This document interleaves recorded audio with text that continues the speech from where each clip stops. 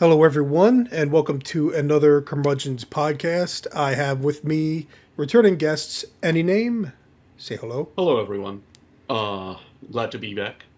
We got Derpdader, Hey all. and we've got Ratatosker. Hey, happy to be here. So we're just going to do as quick as we can, Summer Games Fest kind of wrap up where we're going to cover our general thoughts on the four biggest shows that they had, and then talk about what our top five games from the showcase are. So I guess firstly, what did we all think of the State of Play being the first big one? Like for me personally, I feel like all the showcases were about equivalent-ish in quality. They all showcase things that I thought were pretty good. Even if I'm not interested, I felt like okay, that's a good game to showcase. So, what was our general feeling towards Sony's? I thought that one was the worst. It Okay. was worth in presentation, but not necessarily in the content. I think they opened and closed poorly, and I think that muddied it for the rest of the games that they showed off. What do you? What was in the content that you liked? The Tomb Raider game is cool. The Lost Wilds, the dinosaur thing. In between the God of War and the Wolverine, there was some interesting stuff. It wasn't terrible. It's just those two took up so much space that it kind of ruined it for the rest of them. I feel like. I know a lot of people want the new Rayman. There's so many things that Yeah. people were interested in. And That that's got the thing, overshadowed. because even for me, like I'm not interested in Bancho the Chef, but it looks like a cool game, right? It looks like an interesting spin-off of Dave the Diver. Kemuri from why do I always forget her name? The Japanese developer that used to be part of Platinum Games and all that. Used to be well, was she Platinum Games ever? No, she was with Mikami's studio, whose name I now forget. But she's doing her little co-op PVE yokai character action style game. I have a little bit of concerns with that from a visual design standpoint. It looks very noisy, but that's the thing. Like, yeah, Lost Wild looked interesting, and even games we knew about. It's like, okay, I get to see more trailers from games I know about. Onimusha getting a demo was great until I played the demo, and now there's concerns. And I guess for me, like Stuntman Hollywood was an old fashioned kind of surprise where never would have seen it coming. It's a surprising revival of an old property that had promise, and it's not like a typical racing game. It's a bit more arcadey in that regard. So just interesting announcements. I'd say the middle of the Sony conference was more interesting. I do think it was sandwiched between basic Sony first party action Wolverine and then good gravy. What are they doing with God of War? Um, any name, Exactly. any name. What do you think? Well, I do agree with Rata. I think it was the weakest showcase. If I do distance myself from it, my personal biases, it does seem like a good presentation. A lot of people have been expecting a Wolverine. The Marvel fighting game looks pretty cool. If I was a fighting game player, I would probably look into it. Rayman Legends, as well, looks pretty good. But there wasn't almost anything that I am interested in. Like you said, Onimusha, I was looking forward to it, and then I played it, and like Rada says, I always say, it's too easy. It's too easy. But they showed Ill, which is one of the games I'm looking forward to. So that was Yep. nice. And again, God of War. I don't like it. But it seems there's some people that do are excited for that. So That yeah. I mean, I would say the God of War was the biggest disappointment to me at the show, just simply because I knew about it. Like there was rumored for several months now, and so I was curious to see what they do. And it's the writing. It's the writing that does it. Mhm. So I think another surprise of mine was that they got an Until Dawn 2, but it's a completely different developer. Those games are silly anyway. So moving on to Summer Games Fest. Now this was of course Jeff Keighley's big show. This one I feel started really strong and then really got soggy the further and further in we went. It still had some highlights throughout, but for the most part, they kind of gave it all up at the beginning and was never able to follow through with that as the show went on. Yeah, it was very front loaded with the Gen Atlas game, Alien Isolation, the Cuphead Studios new games, all that stuff, and then nothing.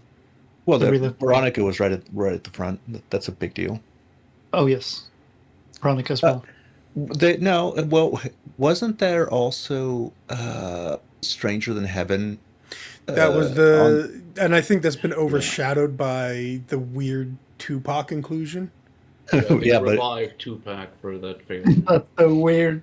It's also, does anyone have a issue with Tupac in the game? I find it, because I was thinking about this, because the Halloween game from one of the non-major showcases has a character that is a now dead actor. But that's the thing, it's the character from the first movie in the game that they rendered and everything. So it's like, is this so different from having Tupac? And I think yes, because it's almost like, and guest starring a dead man, versus we're taking the character even though the actor that portrayed the character is no longer with us, because it's the same character, whereas this is not, like, Tupac wasn't a character, so it's very strange. But again, it's like, then you have the parallel where they're using what's his name, Toshiro Mifune, I think his name is, for the main character of Onimusha. Miyamoto Musashi. Yeah. Since Onimusha has... I've also heard that, but I don't think I agree. I think there's a very big difference between using a recently deceased person, a person that has recently passed away, from using a historical figure from, hundreds of years ago. The actor Toshiro Mifune is not a historical figure from hundreds of years ago. Oh, they're using the actor? They're using one of the biggest samurai actors of the old Akira Kurosawa films and some other films of that era, yes. That's the likeness they're using. Yeah, because they've always used actor likenesses for Onimusha. It's one of their big things for their protagonists. It's just, this is one where it's like, oh, and now we're using a guy that's been dead for a long time. And I do find it funny, in light of Ratatosker talking about what makes an old game, saying Tupac is recently deceased in comparison, when he died in the 90s, I think it was. I think so. So, not quite recently deceased, but it is still strange. Like, it would be, it's one thing too, because as our friend Grim mentioned, like, if they had Old Dirty Bastard from Wu-Tang Clan, because Wu-Tang Clan, a whole bunch of their shtick was referencing kung fu movies, referencing comic books, and like, they did a whole bunch of that within their songs and lyrics.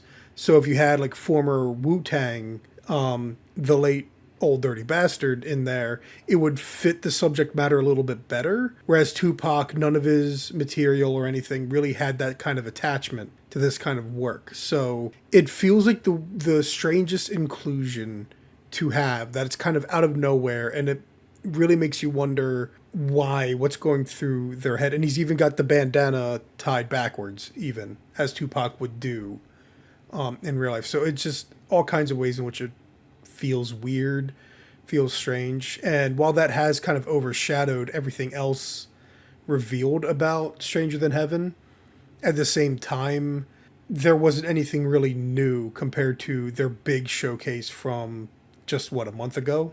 Yes, there was nothing really new except Tupac, which is weird. I kind of wonder, like, did they expect people to be like, all like, jaw dropped and clapping? Because it seems a bit strange. Like, Stranger Than Heaven.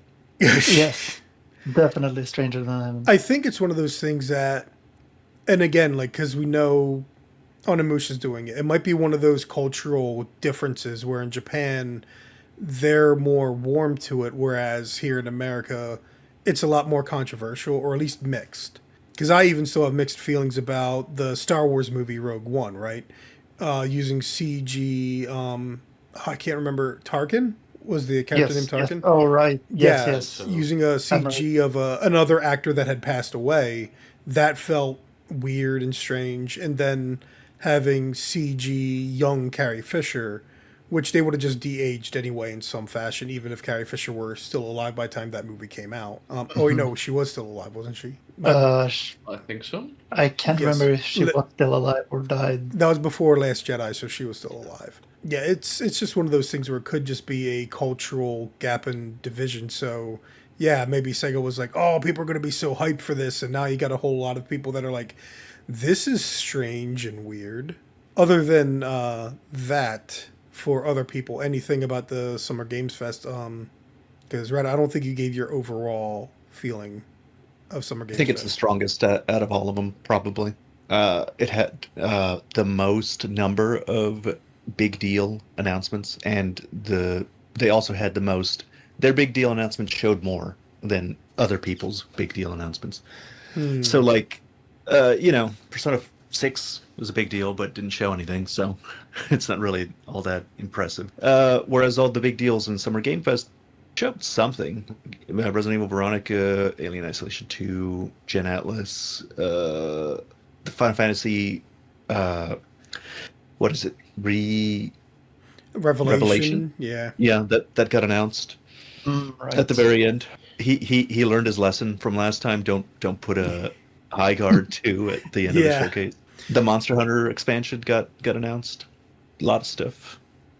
Yeah, Wolf Among Us 2, Stellar Blade Blood Rain was Stellar one of Blade. those, yeah, because I played the demo of Stellar Blade, and for that reason I haven't played the full game, because I don't have a PS5, so I couldn't play it when it was new. But even then, like, seeing that they've already got a trailer for a sequel up, kind of surprising. And yeah, Power Word 1.0 is coming. They showed Virtual Fighter has a story mode now. Yeah, there is a lot of stuff that they had overall. I guess maybe because it was 2 hours, it felt, and maybe because it's broken up still, like they'll still have awful skits like that Among Us skit. So you could Yes. be right.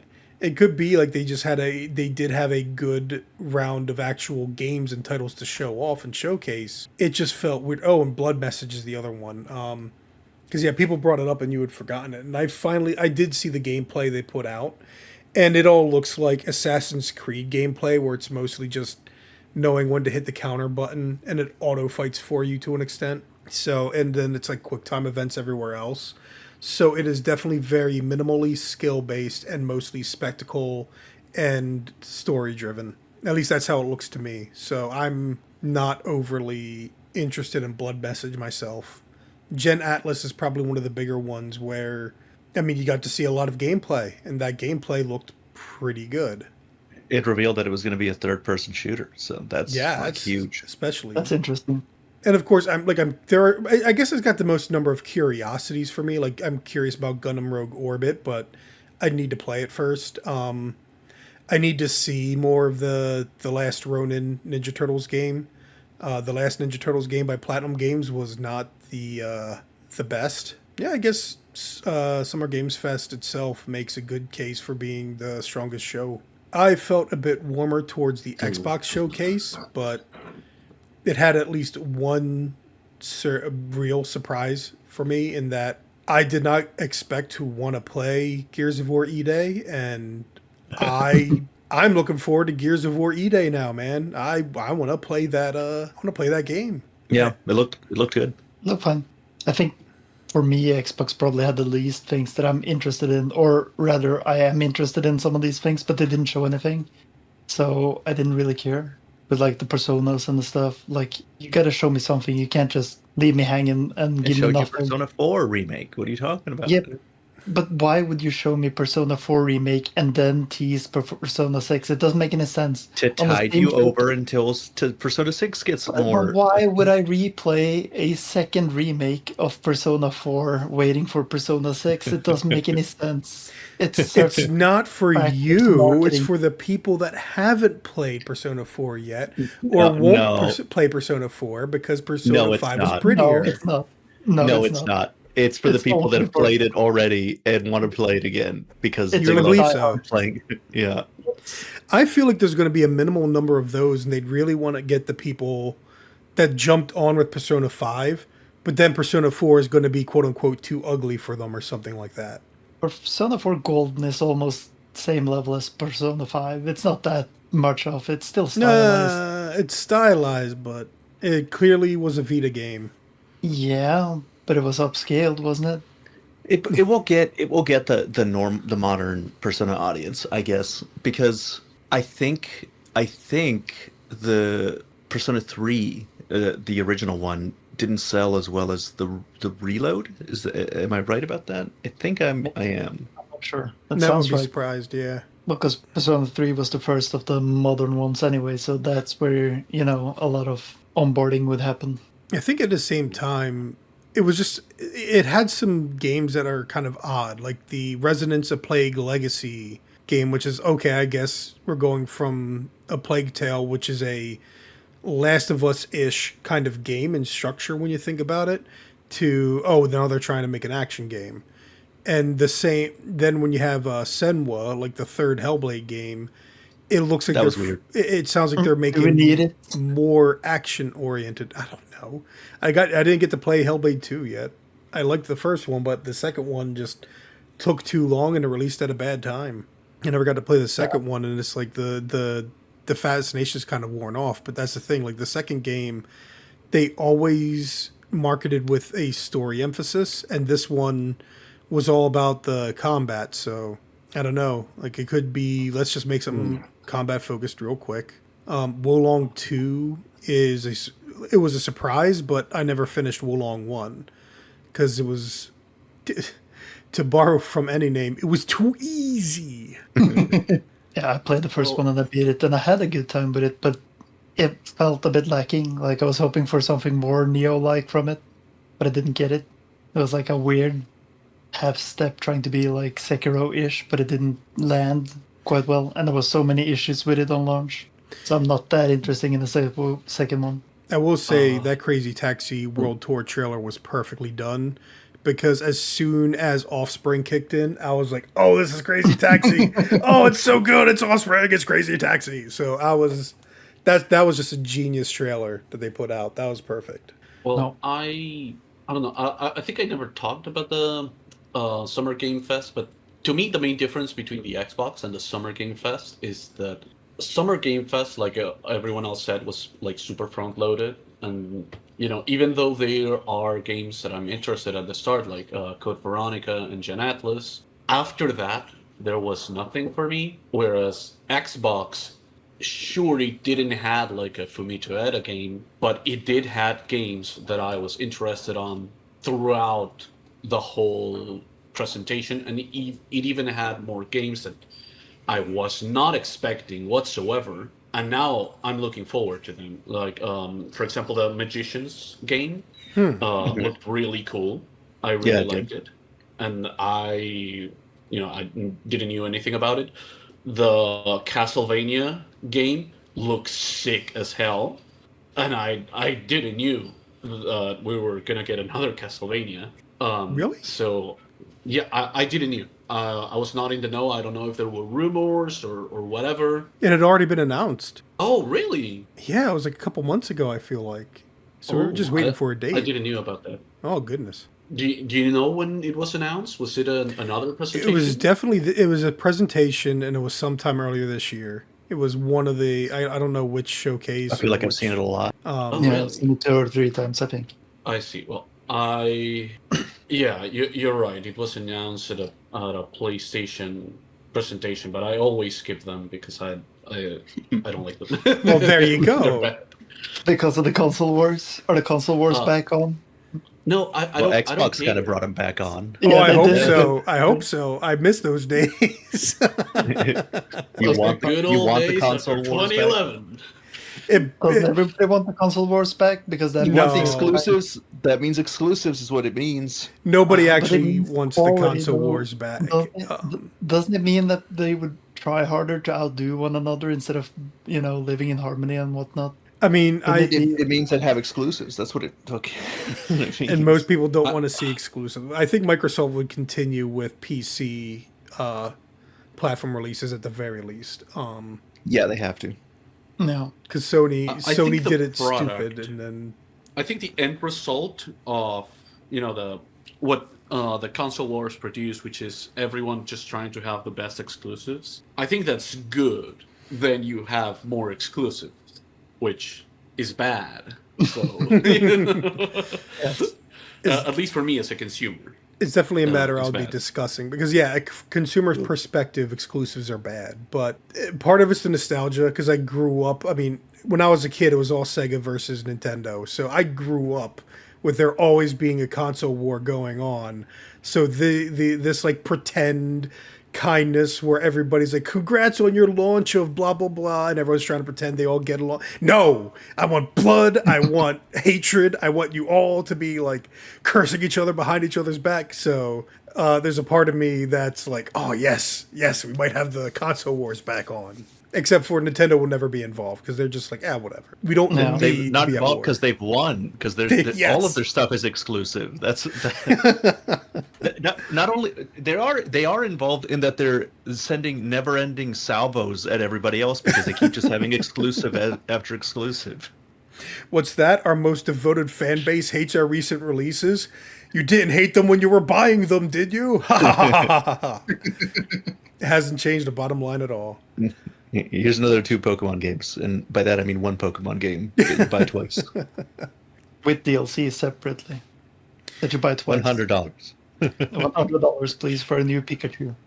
Does anyone else have Is anything? it a new Pokemon though? No, not yet. Not It's yet. coming. It's next year. No, I was just poking fun at. They all just seem Oh. the same to me. So, did you have anything more to say about Summer Games Fest? Any name, or is that a good segue into Nintendo?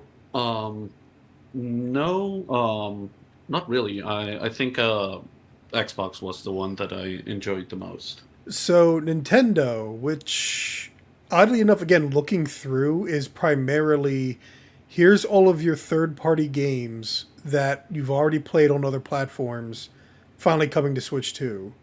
That's at least like half of it. It feels like. Like we got Lords of the Fallen 2, which isn't out yet, but it's coming. Lies of P Complete Edition, Devil May Cry 5 on yet another platform. RuneScape Dragon Wilds is showing up at like everything, it feels like. What are we feeling about the Nintendo Direct? I imagine initial reactions are negative for various reasons. Eh. No, I have a positive view of it. I don't Positive, even have a okay. Switch 2, so there's nothing there for me. The only thing I was looking forward to is to look at a Dustbloods trailer, and there was nothing.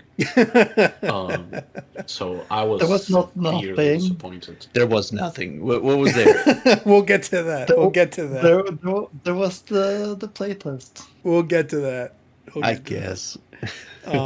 And just like we'll also inevitably get to the Ocarina of Time discussion. For me, I guess it was fine. Like, I don't know if I will be picking up Rhythm Heaven Groove, but I'm interested. I've never played a Rhythm Heaven game before, but now's not the worst time to start.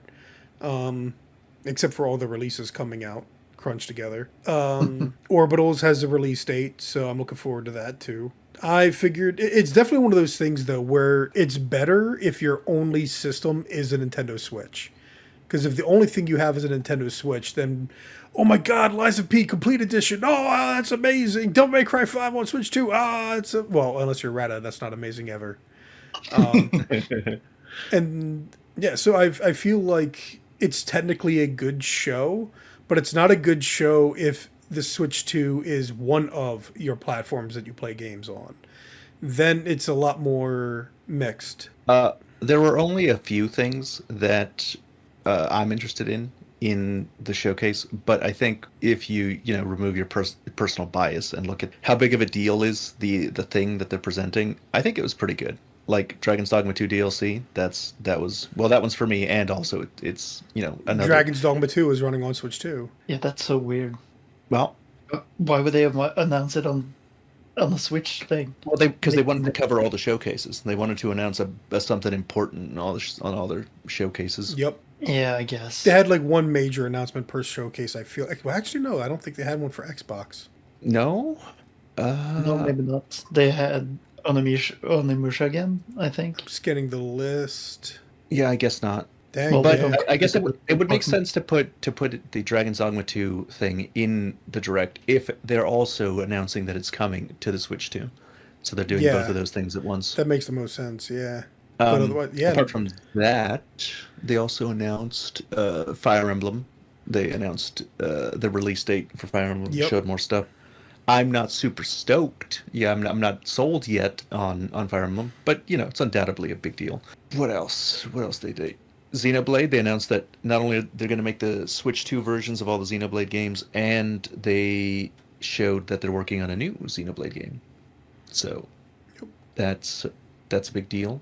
And for some of us old heads, Muramasa Revenant Blades is also a big deal, and that's also cross-platform, but still, that announcement alone is actually kind of a big one. Vanillaware game finally gets on PC. Oh yeah, the Vanillaware game. Yeah, that's awesome. Maybe they'll start doing the other ones now, finally. And I got to play the demo for Star Fox, which is just barely a taste. Barely a taste. Did you like it? I mean, it's Star Fox 64, but pretty, and it feels good. The weirdest thing is it doesn't have Unlike the option. Star Fox 64, says Ramble.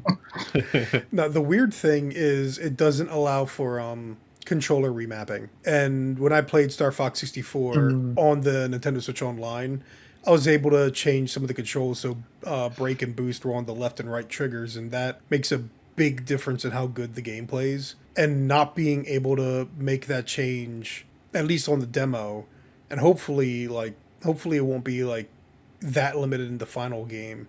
But if it is, then it's like that's a big mistake. Not allowing in-depth controller remapping is just it would be a classic Nintendo move. I would like Also doesn't have gyro. That's true. You're very displeased by that.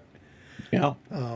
It would be nice if Splatoon Raiders got a demo, but that might be because at the end of the month, or they might even give it a play test for network test or something, because by the end of the month, that's getting its own direct. So, all right, is that all anyone has to say, or are we ready to move on to what are each of our 5 favorite games from the showcases were? I think that's good. I'm good.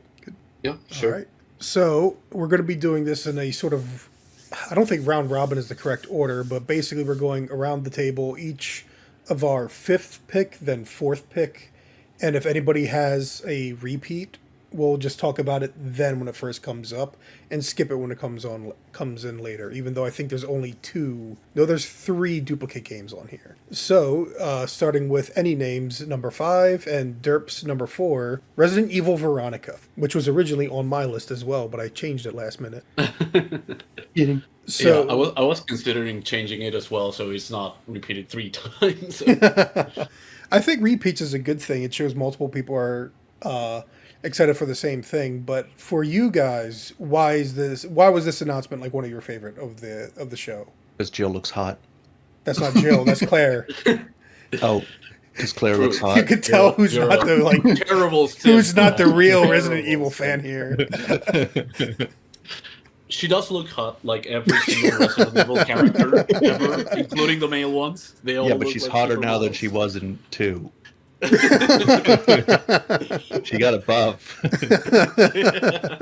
Well, I think the thing that I'm most interested on is going back to pure survival horror, because I really adored the Resident Evil 2 remake, and I know that Veronica is a bit more action oriented with bigger maps and all that stuff, but when I look at it, it still looks and feels like very classical survival horror, and I pray that is the case. I pray that it's closer to Resident Evil 2 remake, and I hope it is. That is what has me excited for it.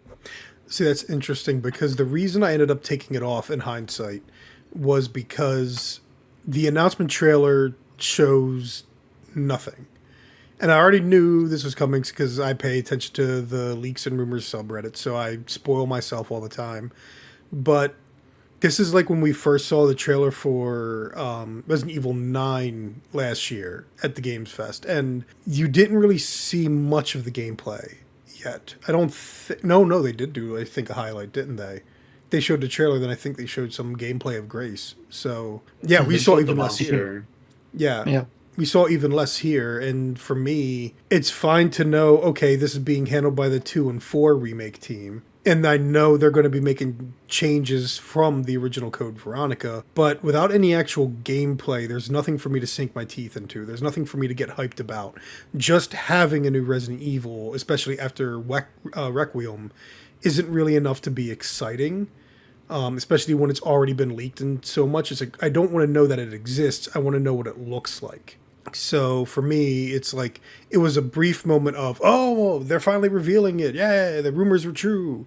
But now in hindsight, it's like, and I know just as little as I knew back, like before they announced it. So how about you, Derp? Because it is your number 4. Yeah, well, that's kind of the reason why I put it up there, because I never played the original, so I'm actually kind of excited to get to play it, because I don't know, man. I don't feel like going back to the old Resident Evils anymore, like the pre-4 Resident Evils, because I don't know. For me, They're old and they I, suck. well, I don't know. Yeah, you say it. Grim just got a really sour taste in his mouth on his vacation, and he doesn't know why. Yeah. Like that But, very old but parents it's scene true, where though. they It's rip the true, fuck. though. Sometimes it just needs a new coat of paint, and then you're interested, and I want to check it out. I'm interested too in it. It's for a couple of reasons. Like I think that I'm unhappy with Capcom in terms of like Monster Hunter, but I think most people view Capcom having like a generational run right now, including maybe the Monster Hunter people, or at least the ones that like Monster Hunter Wilds. That's the only one that's a bit iffy. But I think that overall, like they keep coming out with stuff, and everybody seems to like the stuff, and they sell a lot whenever they come out with stuff. They had Resident Evil 9, Pragmata came soon after, and Pragmata, got a lot of people. Everybody was talking about it for a little bit, and now now they got Resident Evil 9, and all of that came at the back heels of Resident Evil 4 remake. Like they're in a can do no wrong era, at least I think according to public perception.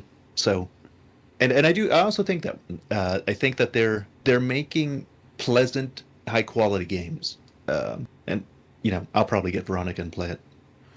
Yeah, there are some Crapcom qualities still, like usually with the bonus editions. I think even Requiem had very, very slight pay to win elements. Nothing like Resident Evil 4 remakes, treasures The gold exclusive tickets. to the digital edition, digital deluxe edition. But Oh no, they they were way worse. They sold the gold tickets that you could sell for like 80,000 pesos in a game. You oh could, god, you forgot could about start that with too. the best weapons. You could start with the best weapons if you wanted to. So in that yeah, game. they got pay to win in Resident Evil 4 remake for sure. So Resident Evil 9 was better in that regard. I think they're still kind of experimenting and figuring out what they can and can't get away with in regards to the DLC issue. Well, monetization, I should say.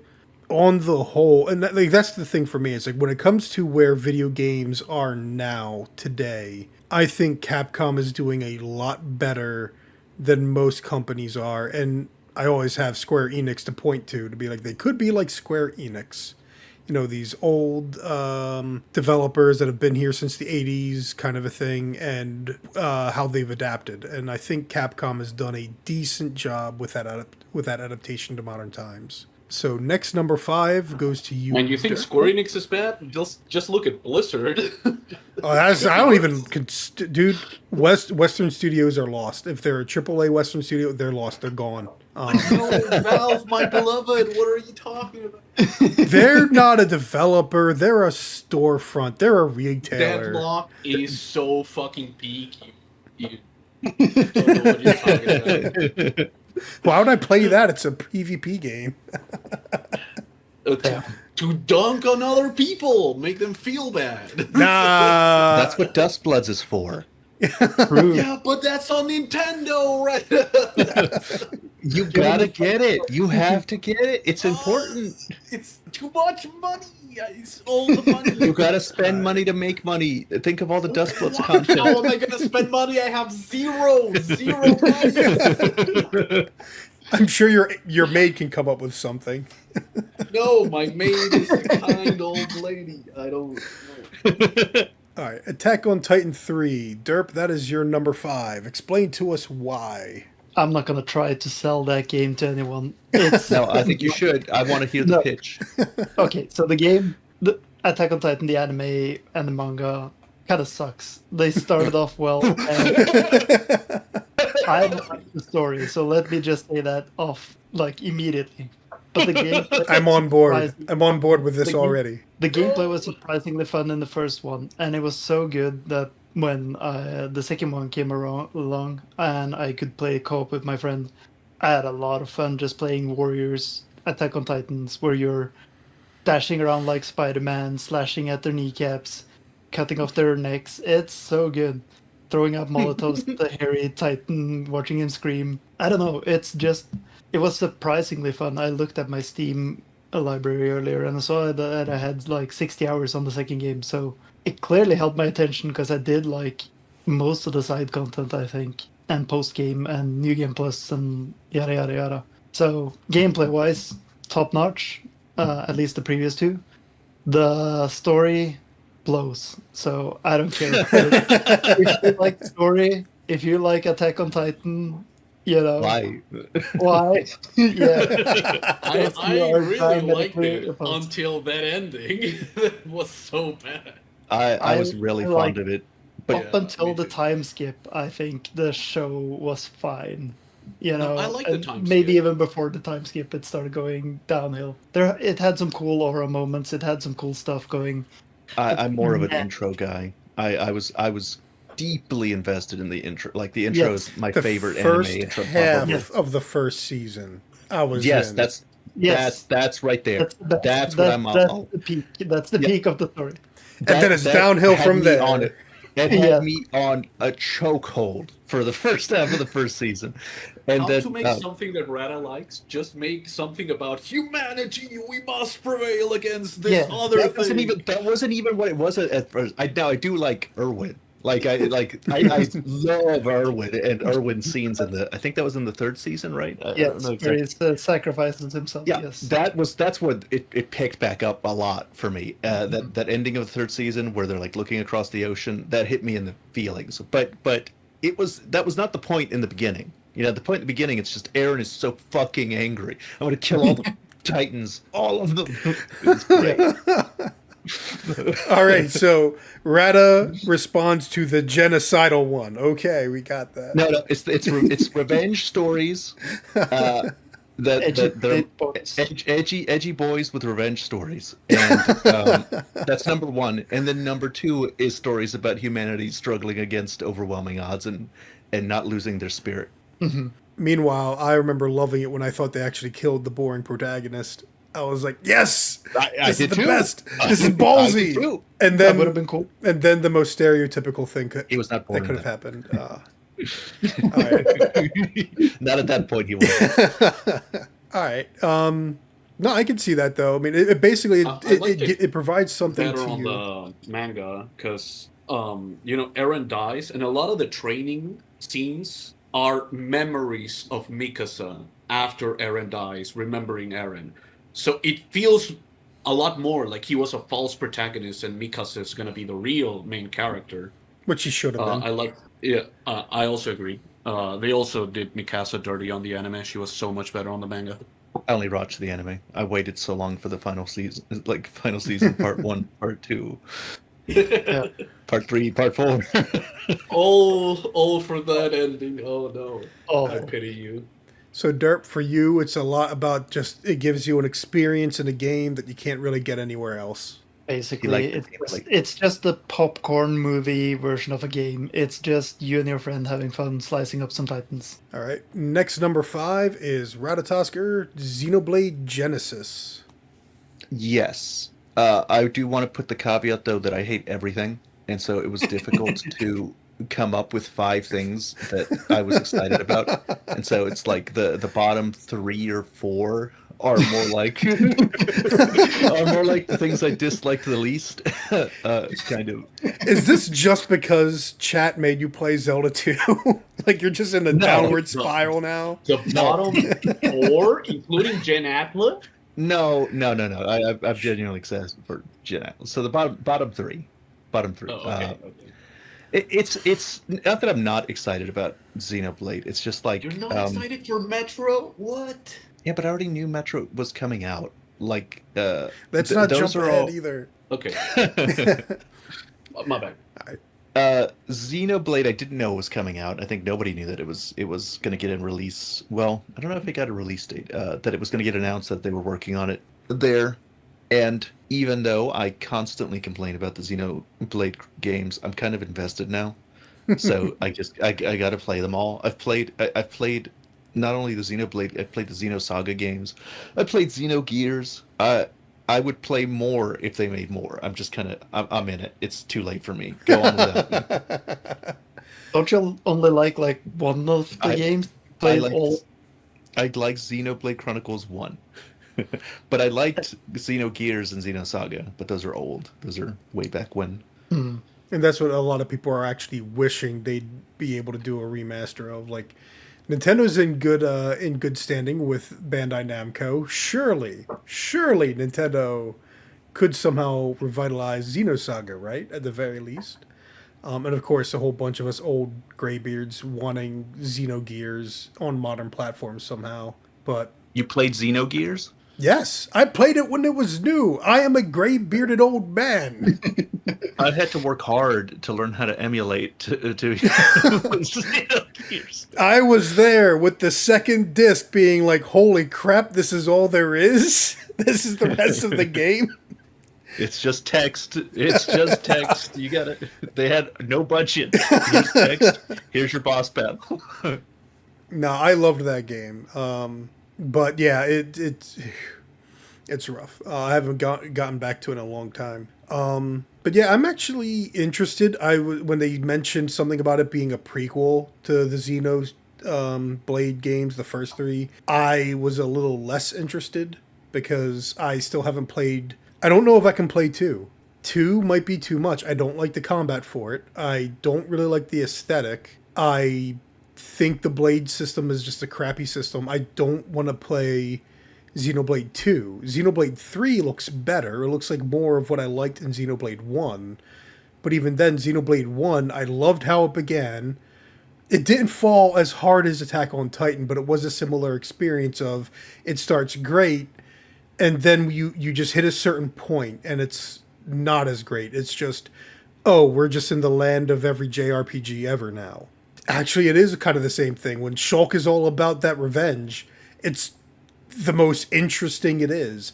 When he finally cools down and is like, maybe we should all just try to get along. It's like, Shulk, you were cool. I liked you. So for me, it's like I'm interested, but I've got these 2 other 80-hour games in the series to play, and the one I really don't like. So should I just skip it, or should I go to Xenoblade 3? Even though they evidently, like at the time, it was like, oh no, they're not all connected, and yeah, they're all connected. So it's no, like, they're all connected. They're not only all connected; they're all connected to Xenosaga. They're all connected. So that does kind of kill some of the interest, but I guess it's also one of those things where we'll just have to see. Because like Fire Emblem Fortune's Weave, I don't have on this list because I do like Fire Emblem, but it's launching at a bad time. It's launching at a bad price for me, and this one just hasn't made itself that great. So by the time Xenoblade Genesis comes out, there could be like 2 or 3 other games I'm more interested in. Derp and any name, you guys got any thoughts on this game at all whatsoever? I haven't played any of those games, and I have zero interest. They are way too anime for me. Says the guy who plays Attack on Titan. I'm mostly on a similar camp. I have a friend that tried to lend me Xenoblade Chronicles 2. He said, it's a cool RPG. But then when I looked at videos of it, it's the most anime-ass isekai style of thing where, the main character gets like trips and he falls on the girl's boobs, and she gets angry and slaps and I'm like, I don't think I will enjoy this. Which one does that happen in? I don't remember that in the first one. It's it was No. It's not important. That's not what actually. Yeah, it's the style. I think a blonde girl got into bed with the character or something like that. But I think she's like has 2 personalities. I don't fucking know. It sounds okay. Okay, I know what you're referencing. I know what you're talking about. All right, that is the most anime is anime one too, which is one of the reasons. Like, I mean, I grew up with anime. I like anime. I could show you games that will make that look tame, but I'm just not here for it. I'm not here for it. I believe you. So, my number five is I swapped out to Star Wars Galactic Racer, and honestly, this. So I was already a little bit interested, but I became really excited when I was watching the trailer during the I think it was Xbox Showcase. It might have been the Summer Games Fest. And I noticed takedowns. I noticed the camera work, it would slow down. It would focus on the guy that just got like nailed to the wall or something like that. And I'm like, this is like Burnout. And I go and I do my research and I find out this is by the former developers of Burnout. And now I have a Star Wars game that's actually a Burnout game.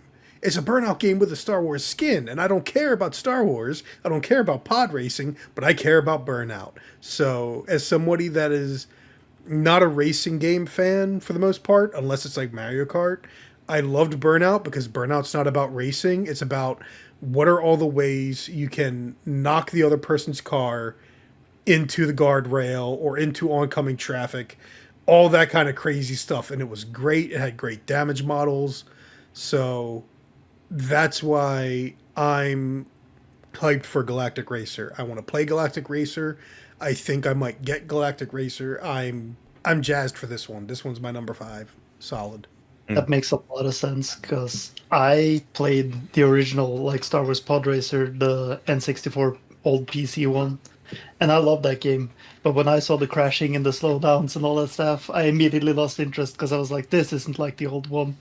This is Burnout. I don't want Burnout." We're in the exact opposite spectrum. Yeah, I don't get me wrong. I love Burnout. I played was it Burnout 3 and Paradise City and one other one? Can't remember. And I love those games, but I don't want that in my pod racer, man. I just want my pod racer. We haven't had one real pod racing. Yeah, this is not pod racing. It is for me. Sepulba in there just for the nostalgia bait, and they got the racers from the game. I'm like, man.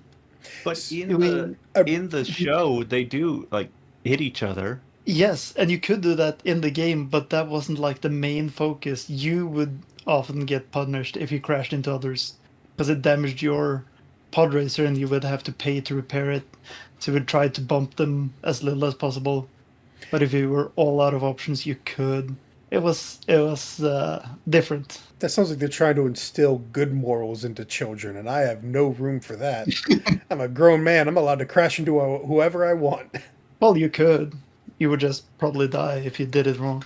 Nah, not this way. That's the thing, though. Like, I've got I did not play the Pod Racer game. I would not have anyway because I hated the Phantom Menace when it came out. I hated the prequels when they were coming out. So, for me, it's like Star Wars is not a big attraction. But I will say, seeing them bring back a character like Sebulba for nostalgia instead of just being like, here's Vader or here's Anakin, like the Zero Company's doing, it's like, you know what? I would much rather what they're doing in Galactic Racer, where it's just a side character that was impactful on people, but has not gotten like overplayed. Yeah, I guess that's fair. Any other thoughts, Rata? Any name? No. No. I think I played the original Pod Racer a long time ago, but I don't know. I used to be a lot more into racing games as a kid, but now they just don't interest me very much. I don't play them. All right. As for what does interest you, any name, Ill, which I'm trying to remember what that game even looked like. I should have watched the trailer before we recorded. That's that horror game. That you need to specify. The one that's by isn't it by the same people that did that Soviet robot game? No, it's no? not. They are publishing. Published by. Okay, yeah. Now I have a bit of a better memory. Okay, yeah, that looked interesting. Okay. It is how the game looks and the animations of all the monsters. It just looks so fascinating. It reminds me a lot of The Thing, to a certain degree, or there's an SCP that is kind of like that, I think. But yeah, the body horror of it is certainly something that awakens a lot of morbid curiosity from me, especially seeing this hordes of enemies that are all so cramped next to each other they can barely move forward on a corridor. It just looks so fucking different in presentation to almost any other game. Presentation of the enemy, of the danger that you encounter. That it's just immediately alluring. The fact that it's a survival horror, apparently, although I think that term is a bit misused nowadays, makes me even more excited about it. Even though we know almost nothing about it. What's the average gameplay loop gonna be about, or the story? We don't know, but the concept is something that I'm looking forward to. And now that you mentioned a publisher, I do remember a little bit of it. It looks interesting, but not enough information at the moment for me either. Yeah. Derp Rat, any Yeah, thoughts on well, that one? It looks cool, but I don't trust it.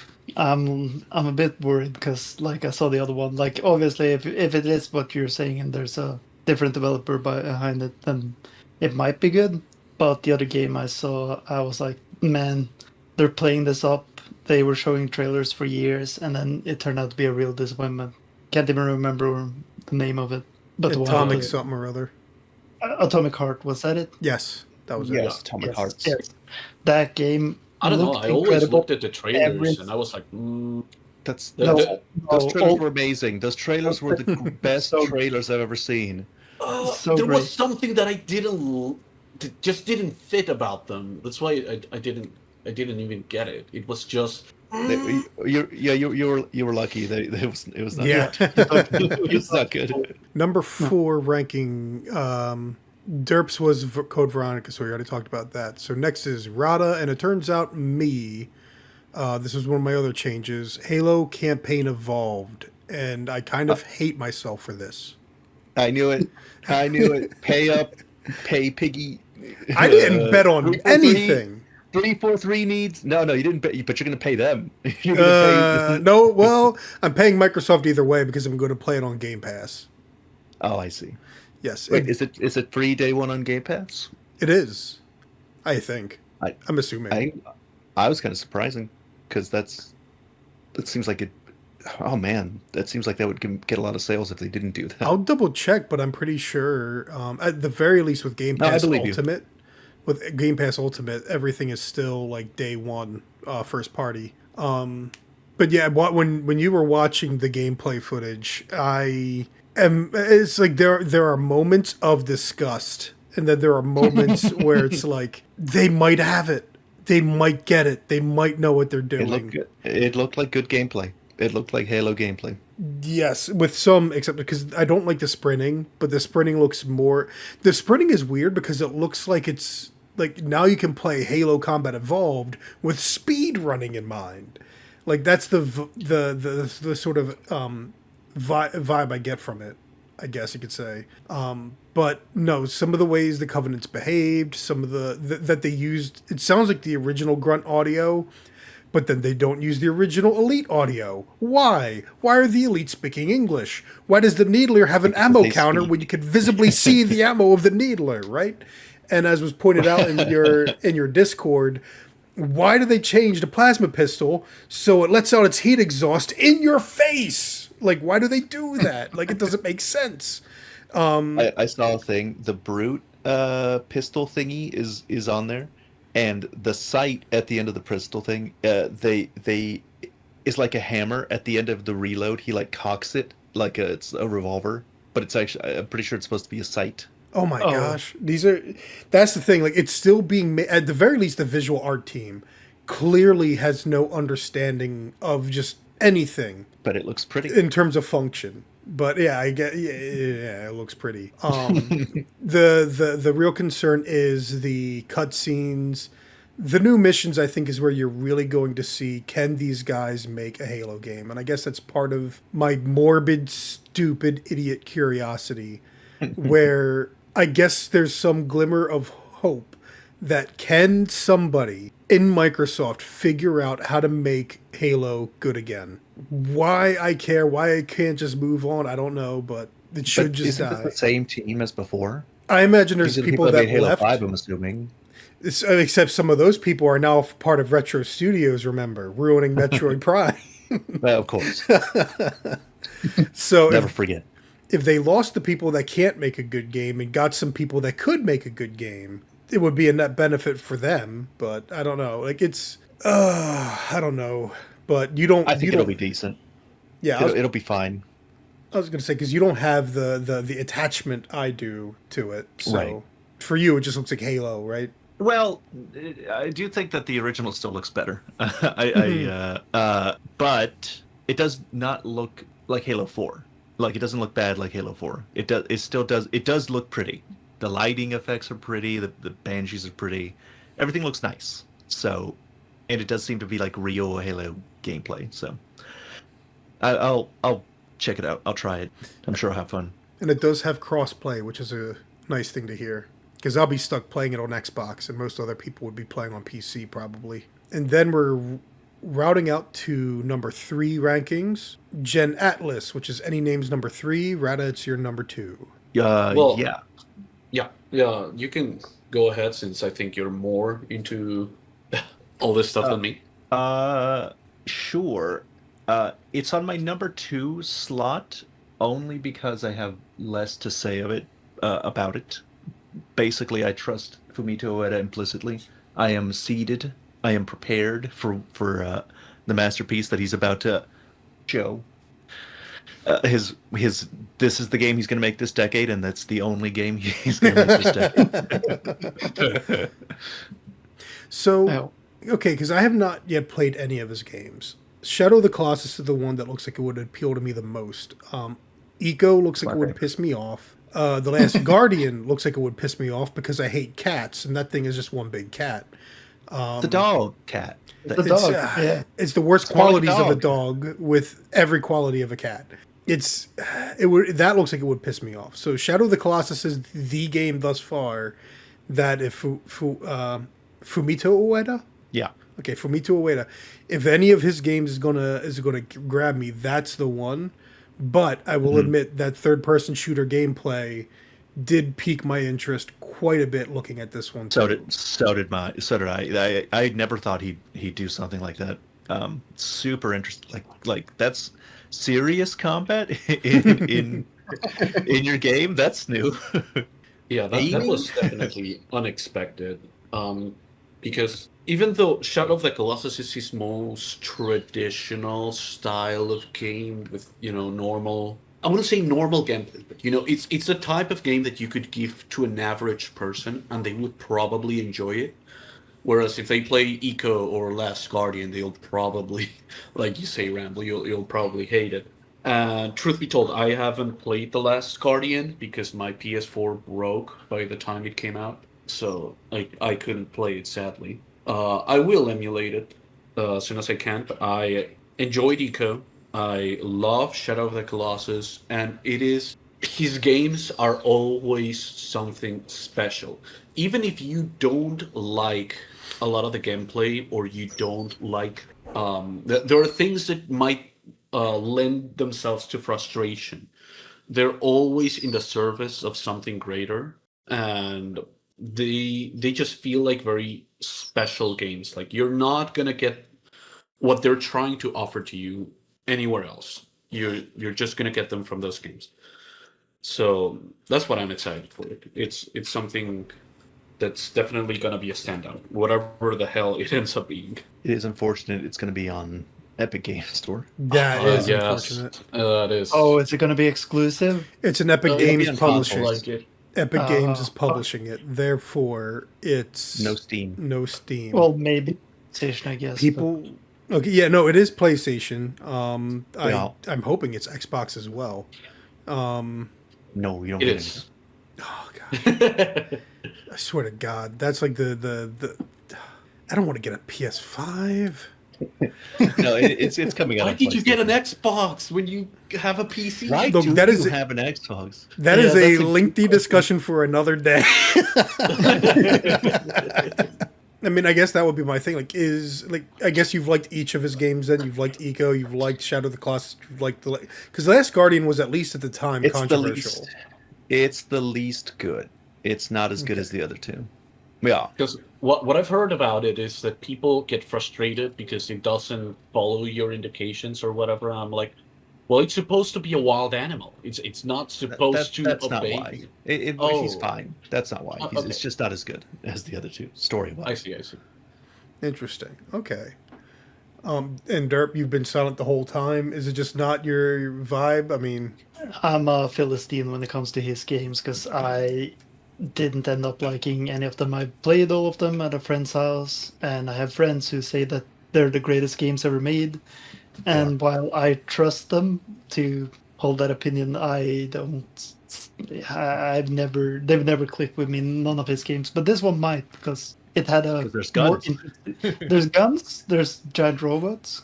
More interesting premise. Third-person shooter. If the story doesn't click, maybe the gameplay will. I'm so Alright. excited. all right. Then moving on to your number 3, then Derp is Lost Wilds or Jurassic Park Isolation. Yes, I am very excited for a new dinosaur stealth survival sort of game. Now you say I'm another. Is there Another, one that like Dino exists that Crisis? is good? No, Dino- but there is one that exists that I like. I love that So, differentiation. okay, so I have some poor taste when it comes to certain games, but I can see that this is a game I like, and it's a piece of shit. But I am hoping that this one will be good, unlike the other ones. Okay. So I've been wanting a stealth dino game because I was a dino kid growing up. Like I would, try to practice my dino roars in the hallway at school, making the teachers think I was crying because I would like do a bunch of silly So little you did roars the in the. shrieky ones. Okay. Yes, I did everything. I did the rumbly ones, I did the shrieky ones, I did everything. I thought I was so good at mimicking dinosaurs, I probably wasn't. Because I learned all their Latin names, I would like get them like size correct in my drawings and all that stuff. I was such a nerd. And I just like dinosaurs. And it's cool because it's something that did exist, but we don't use them that much in games anymore. I feel like that was like a 90s, early 2000s sort of style that we kind of went away from. Like, what if dinosaurs were still here? Sort of deal. They were easily marketable, and yeah, 80s and 90s especially, because there was like Dino Yeah, Riders was a crappy oh, right. cartoon with the action figures, and we had more of the toys where you take a Mhm. T-Rex toy and you add laser guns onto it, and it's great.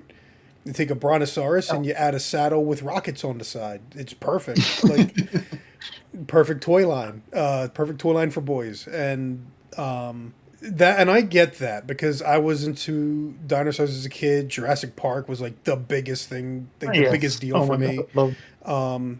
I read the books when I was much too young to be reading them.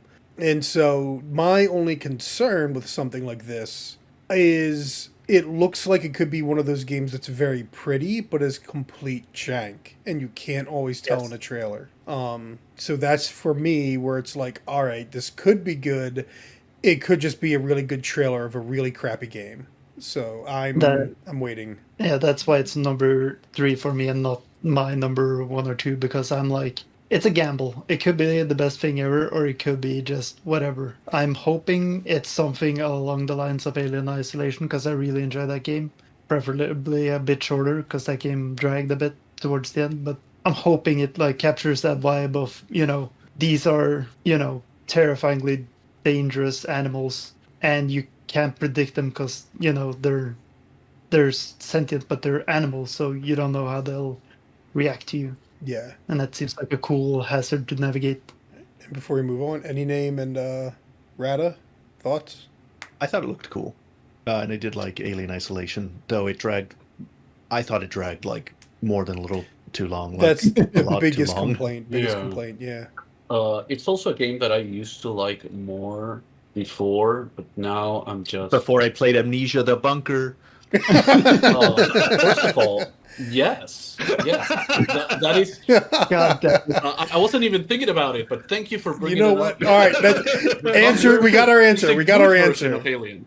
Now Lost Wilds has no chance unless it Amnesia the Bunker's all over itself. Okay. I'm real. Yeah, sorry for liking better things. Don't overstay its welcome. All right. I'm realizing spot number 3 is actually perfect for potential maxing, which brings us to Rata's number 3, The Legend of Zelda Ocarina of Time remake. Yeah, I'm so excited. That doesn't You're sound very excited excited. for it, or excited to make content about it? Yes. I just think I might change my mind and think I like it if I could see how the character looks like while he's moving around. You know, maybe my initial reaction of just the still image won't be so negative if I could see it moving around. Right. I just want to know. Could you give me your cope supplier information? I would like some of that. It's too strong for you. You You die. you die. I mean, I don't know how long we want to be here because we've already discussed from my perspective. I don't see the big negative reaction. Granted, even though I was there when Ocarina of Time was new and I got to play it a little bit, I did not own an N64. And for a while, I was like, yeah, I like Ocarina of Time, but A Link to the Past is still the best one to me. And my feelings have since changed, in part because I look back at Ocarina of Time as like it is one of those best games ever made, and in a lot of ways because of what it did for the time that I was not able to recognize and see. Like for me, going back to Ocarina of Time, I appreciate it a lot better in a hindsight perspective, in a wow, this really did tread a whole lot of new ground and became one of those games that just everyone took inspiration from. Like to me, Ocarina of Time, Metal Gear Solid, Resident Evil 4, those are 3 of those greatest games of all time. Doom, actually, original Doom belongs in there too. Like just Yeah. these games that were, they're still fun to go back to today. And they were so ahead of their time in what they were doing that their influence can't be, like people won't even realize how influential they were going back today, but they were so big at the time. And while I can recognize that, for me, like firstly, it's not like looking at Final Fantasy VII Remake where immediately I know they're going to screw it up, and they did in every way they could. But again, like for me, it was also okay. I've seen Ocarina of Time. I saw Ocarina of Time 3D on the 3DS. This really does look like the next evolution in regards to the character modeling design, I guess you could say. The outfit, whatever. There's not enough to really go on. But to me, it's like if they were to make Ocarina of Time with today's graphics, okay, want to rephrase. If they're going to try and recreate Ocarina of Time with today's graphics, that's the direction I would expect them to go. That is least, or you'd think would be least controversial. But Well, I think it's very controversial. it turns Yeah, out to first be. of all, It turns out it is. It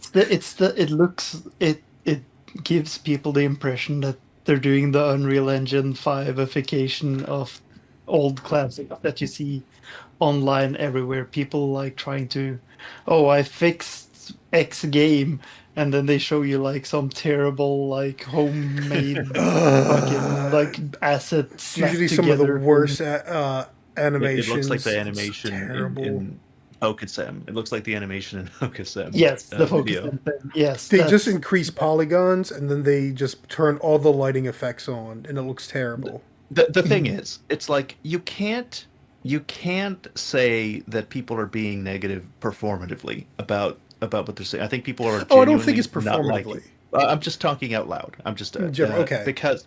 because you know everybody's had that Unreal Engine impression immediately. I went back and I looked at a bunch of other people's impressions. Often word for word what I said. They talked about the Unreal Engine guy. Yep. The Zelda in Unreal. They talk about how the head's too big for the proportions of his body.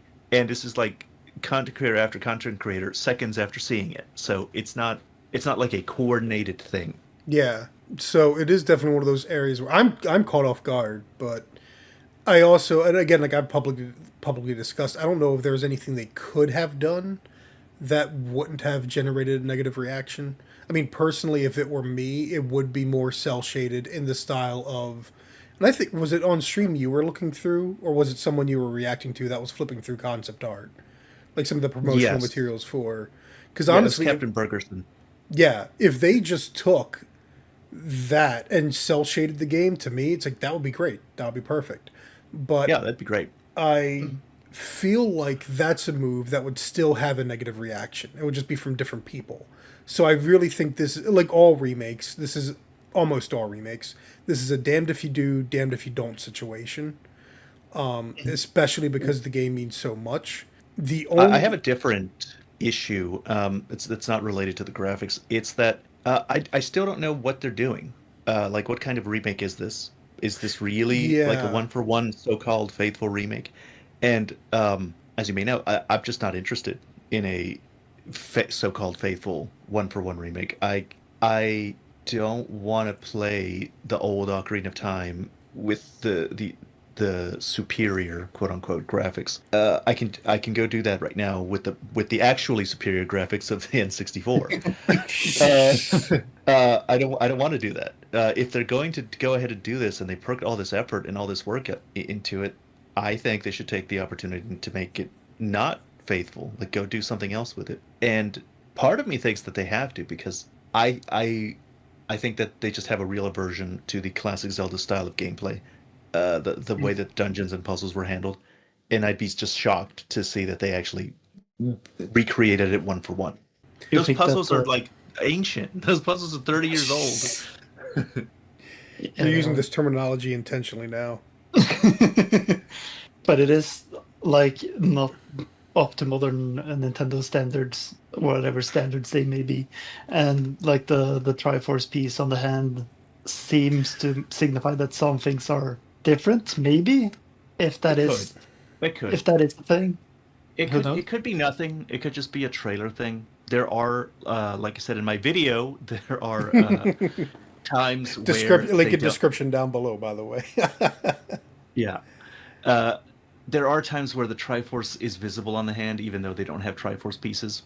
But that's rare, and that wasn't a thing when Ocarina of Time came out the first time around.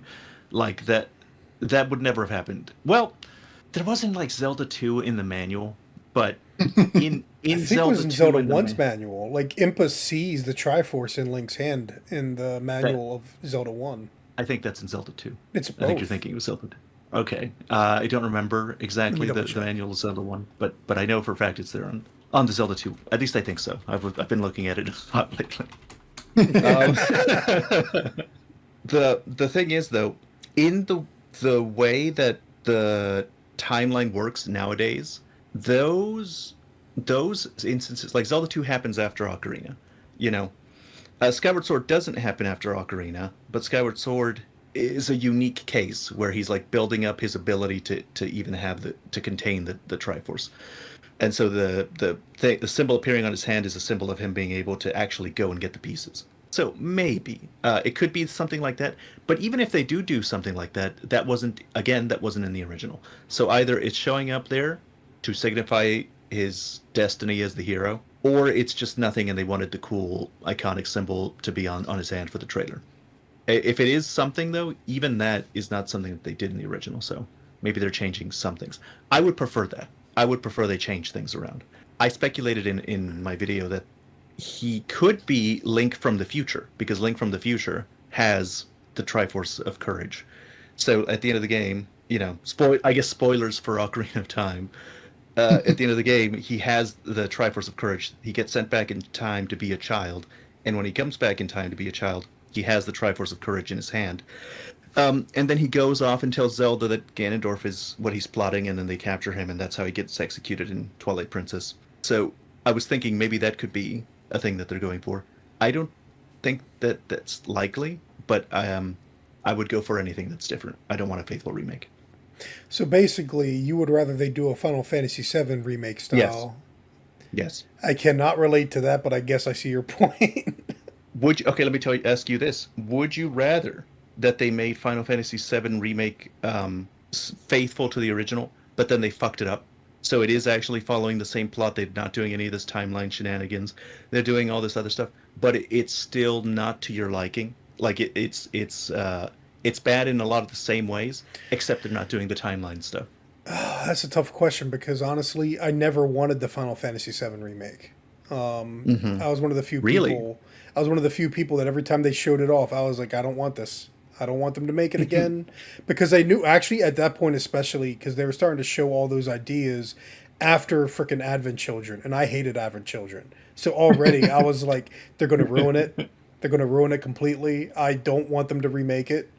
So like, all of my concerns have always been with the, because we have another example, which is the Final Fantasy IV remake that's in 3D. That was made for the DS, and you can play on Steam now, where they screwed it up in two different ways. There are some story elements that they did change and screw up, and I kind of hate.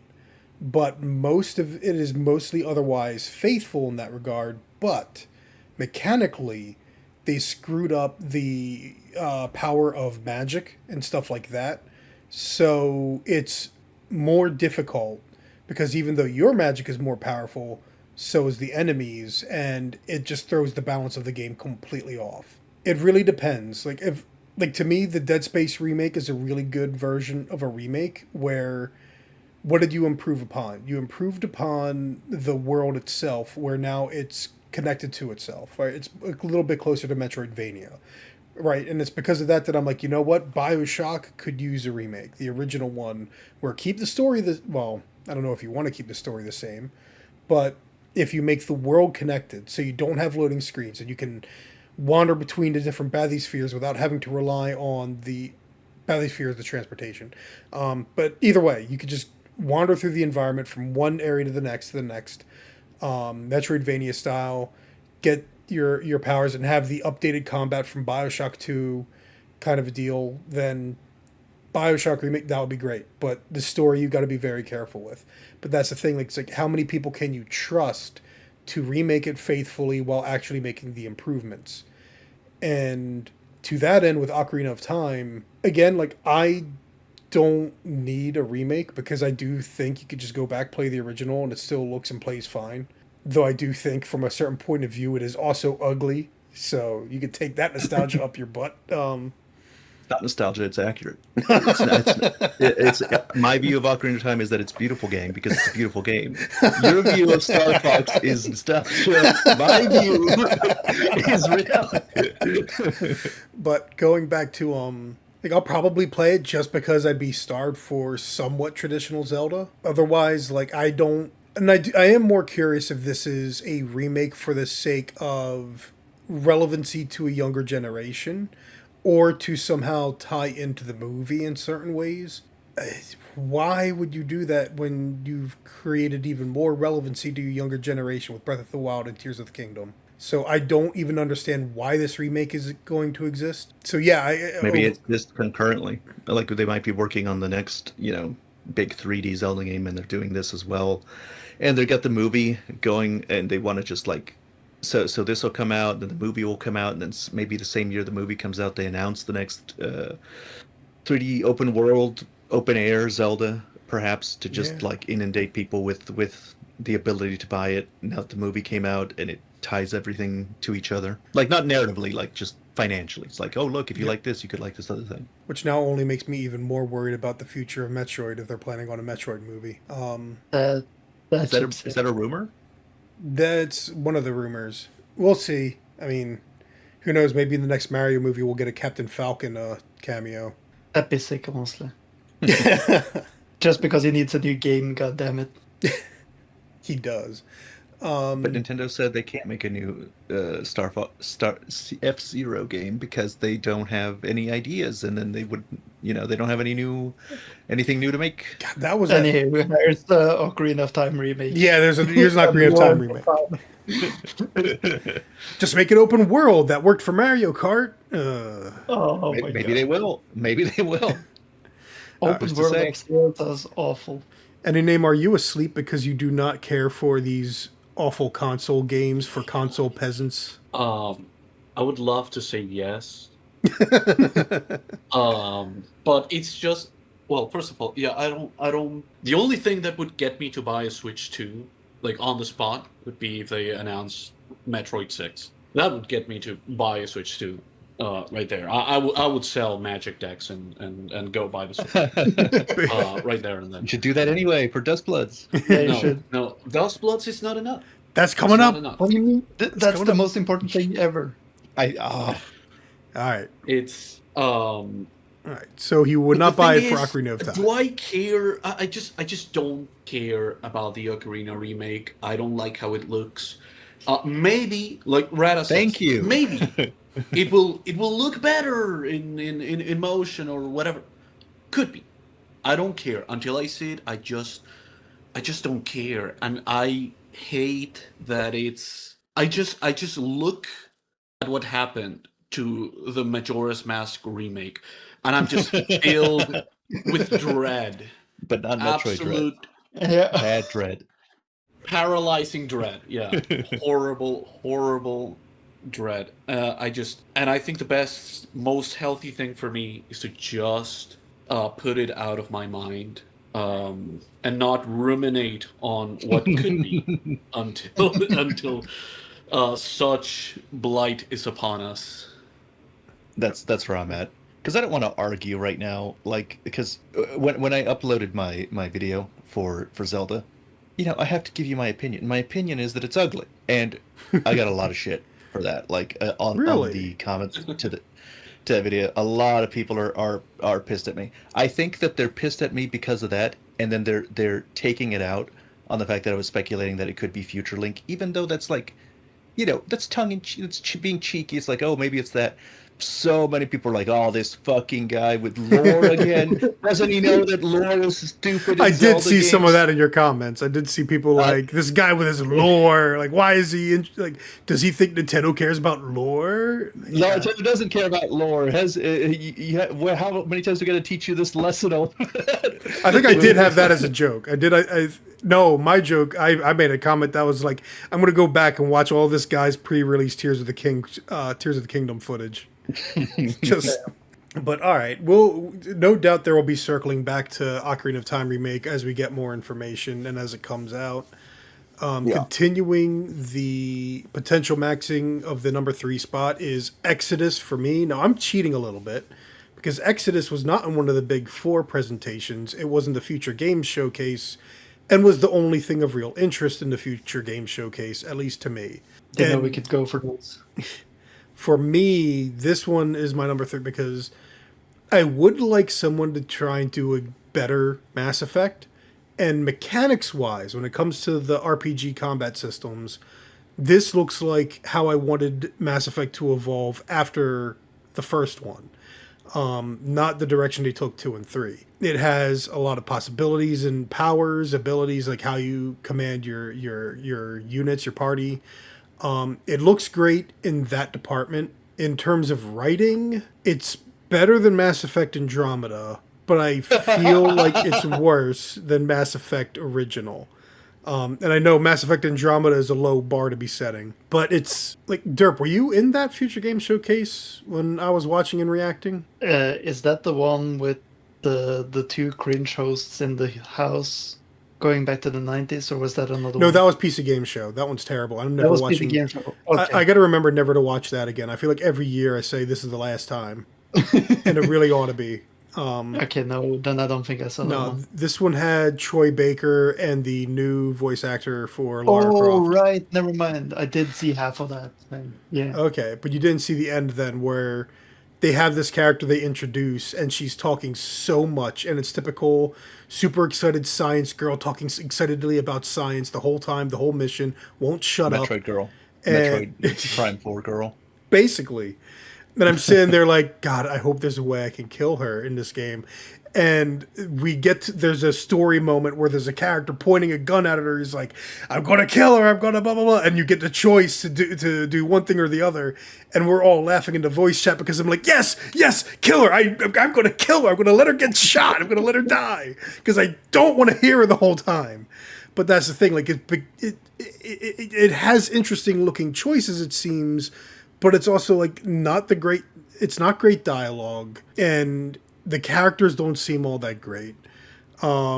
It's potential. It has potential to be good, but it has potential to be awful in one of the areas that a Mass Effect successor, it counts the most, right? So it's all potential maxing for me, and I'm just hoping because I like the look of the gameplay now, at least. I just took a look at the gameplay while you were talking. It does look a little better than Mass Effect. Why do you think this is closer to where one should have evolved rather than two and three? Because when I played Mass Effect 1, I was doing a lot of commands, like issuing commands and doing that kind of thing. It wasn't just about being a shooter.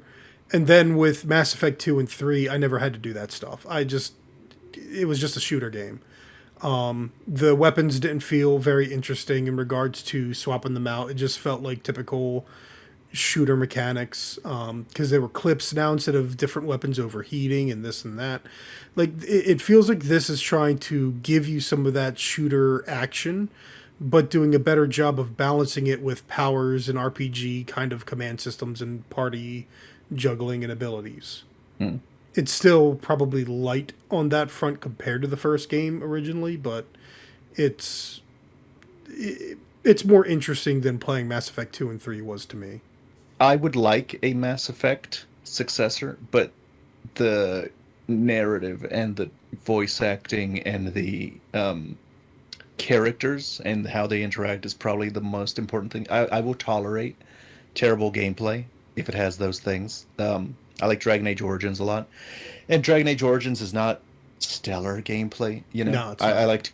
I liked KOTOR, and KOTOR's got some of the worst gameplay I've ever It's amazing. endured. It's the best gameplay. I love it. Well, I hope you're right. If it is the best gameplay, I'm sure everyone will see that and will preserve it in the remake. Absolutely. I Coming. hope they do. If they don't, I'm gonna complain. I'm gonna bitch.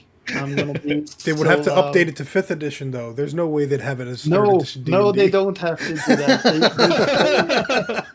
Don't keep it. Any name? What about you? Because this feels like a game that would be up your alley potentially, because you're a PC gamer, man. Yes, but the dialogue didn't impress me much, and I don't think I will be able to enjoy it. Maybe I've become a little bit too cynical and too much of a up Curmudgeon. my ass snob, but it's just I just don't think I'll be able to tolerate. Like I still don't understand how Rata could tolerate mixtape for 3 whole fucking hours. That was just unbearable for me. That's different. That's cringy on purpose. Are you the- sure about the- that? 100% sure. I'm 100% sure they're cringy teenagers and it's on purpose. This thing though, it's worse if you're not trying to be cringy and you're trying to be cool and then it comes off cringy.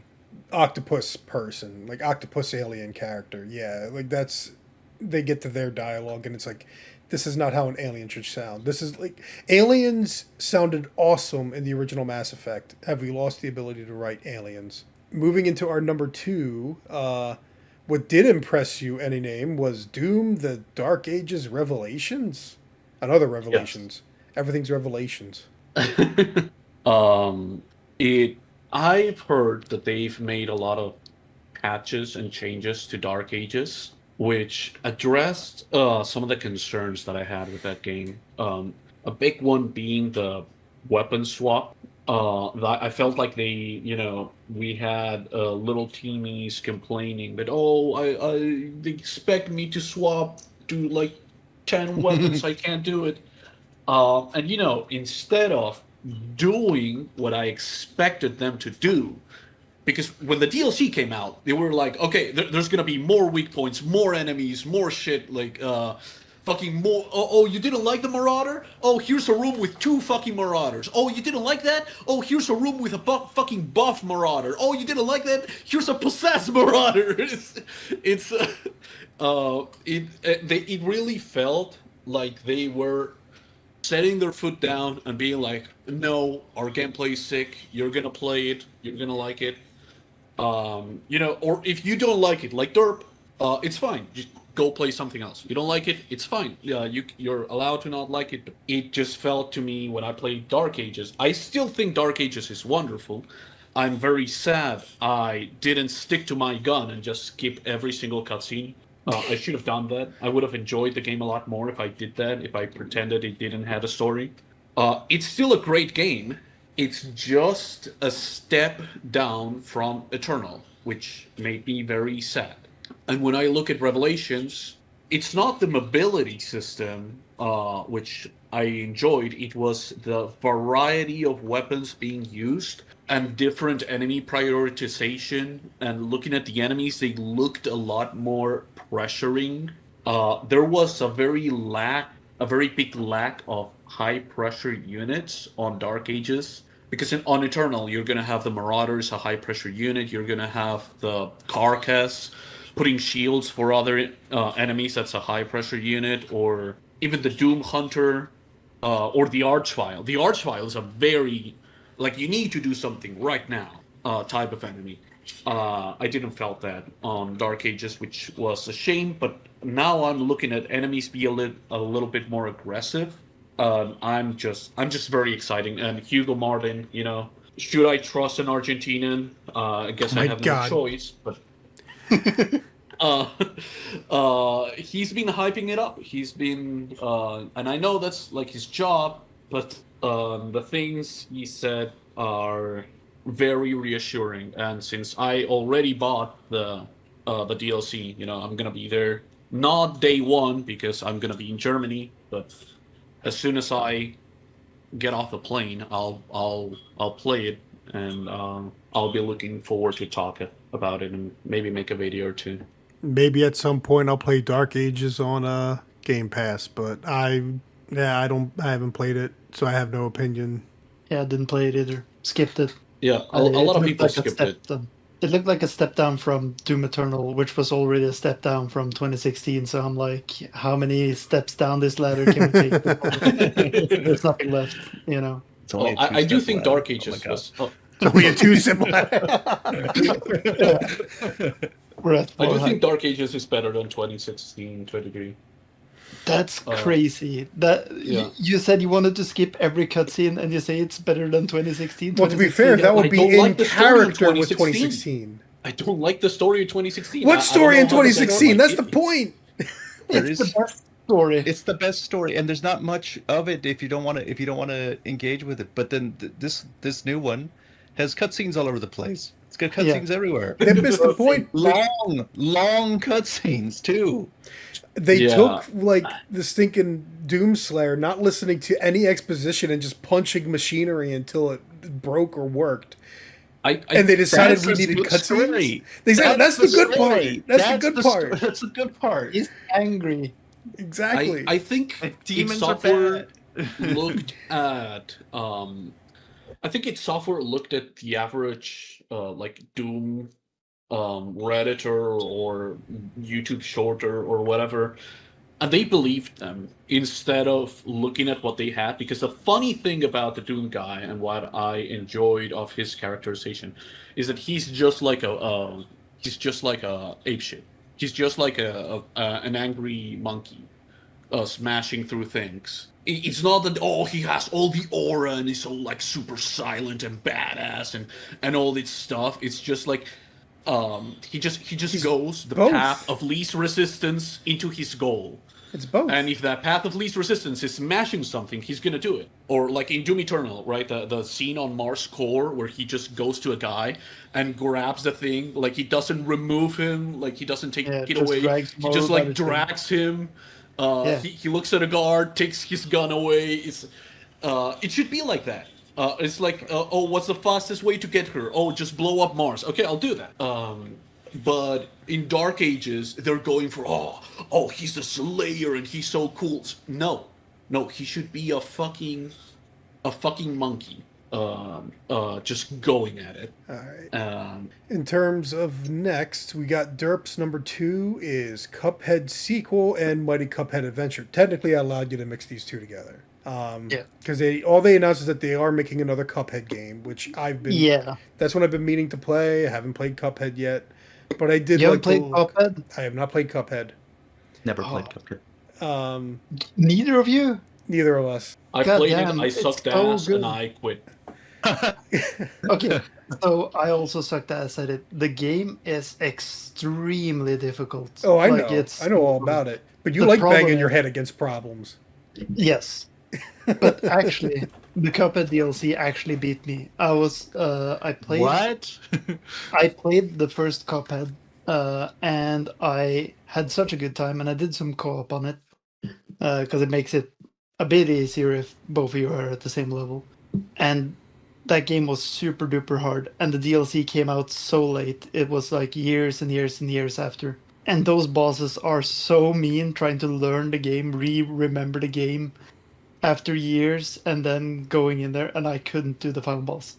So hard. I need to go back and beat that at some point.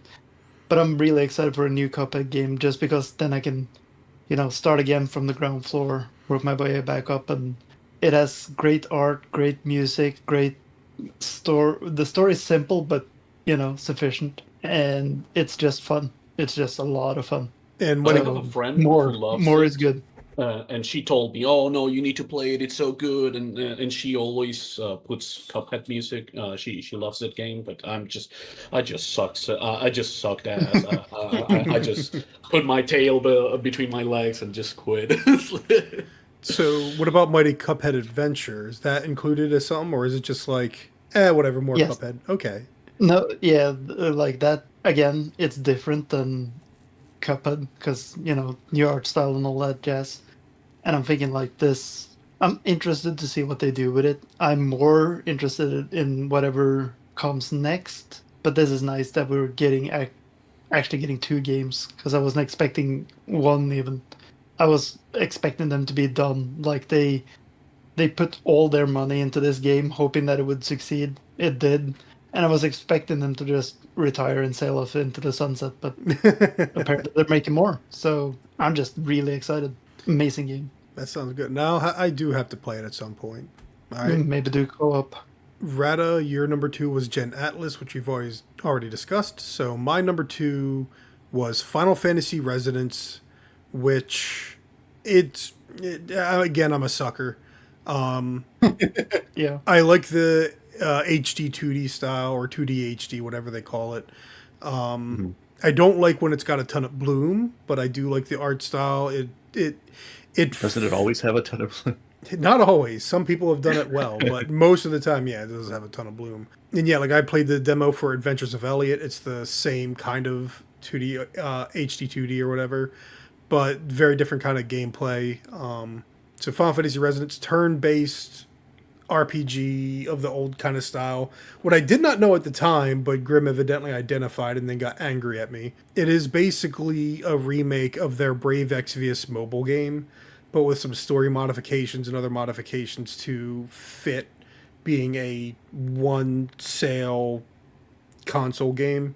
And so the using traditional Final Fantasy characters as stands, like, that's the kind of thing that annoys me. I would like just a Final Fantasy game in this style. Or even then, like, you could actually, if you're going to remake like Final Fantasy 6, like people have been begging, at least do it in this style. Don't do it in like you're doing Final Fantasy 7 remake. But yeah, it just looks like fun. Turn-based RPG combat.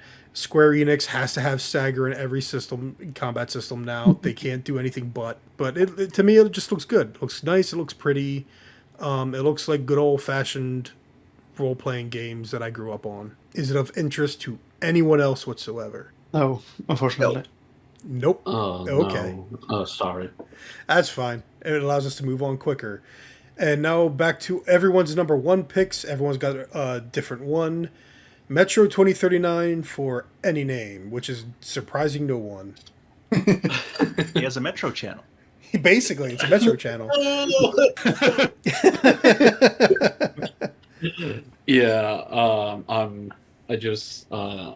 I took like a little break. I uploaded a new Metro video and it instantly started doing well. And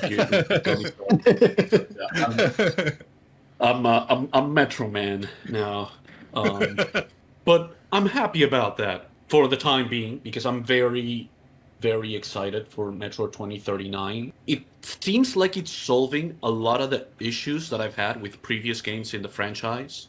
The voice acting isn't absolute dog shit this time around, which, that's pretty good.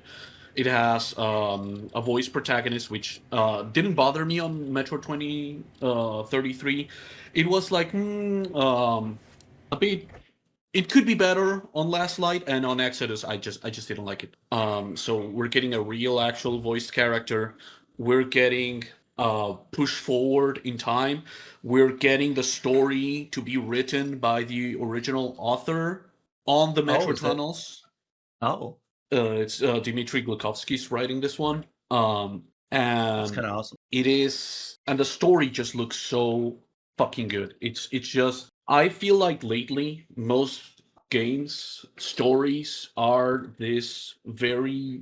It's rare to have a game that isn't cowardly about hard subjects, like difficult things. And this game is talking.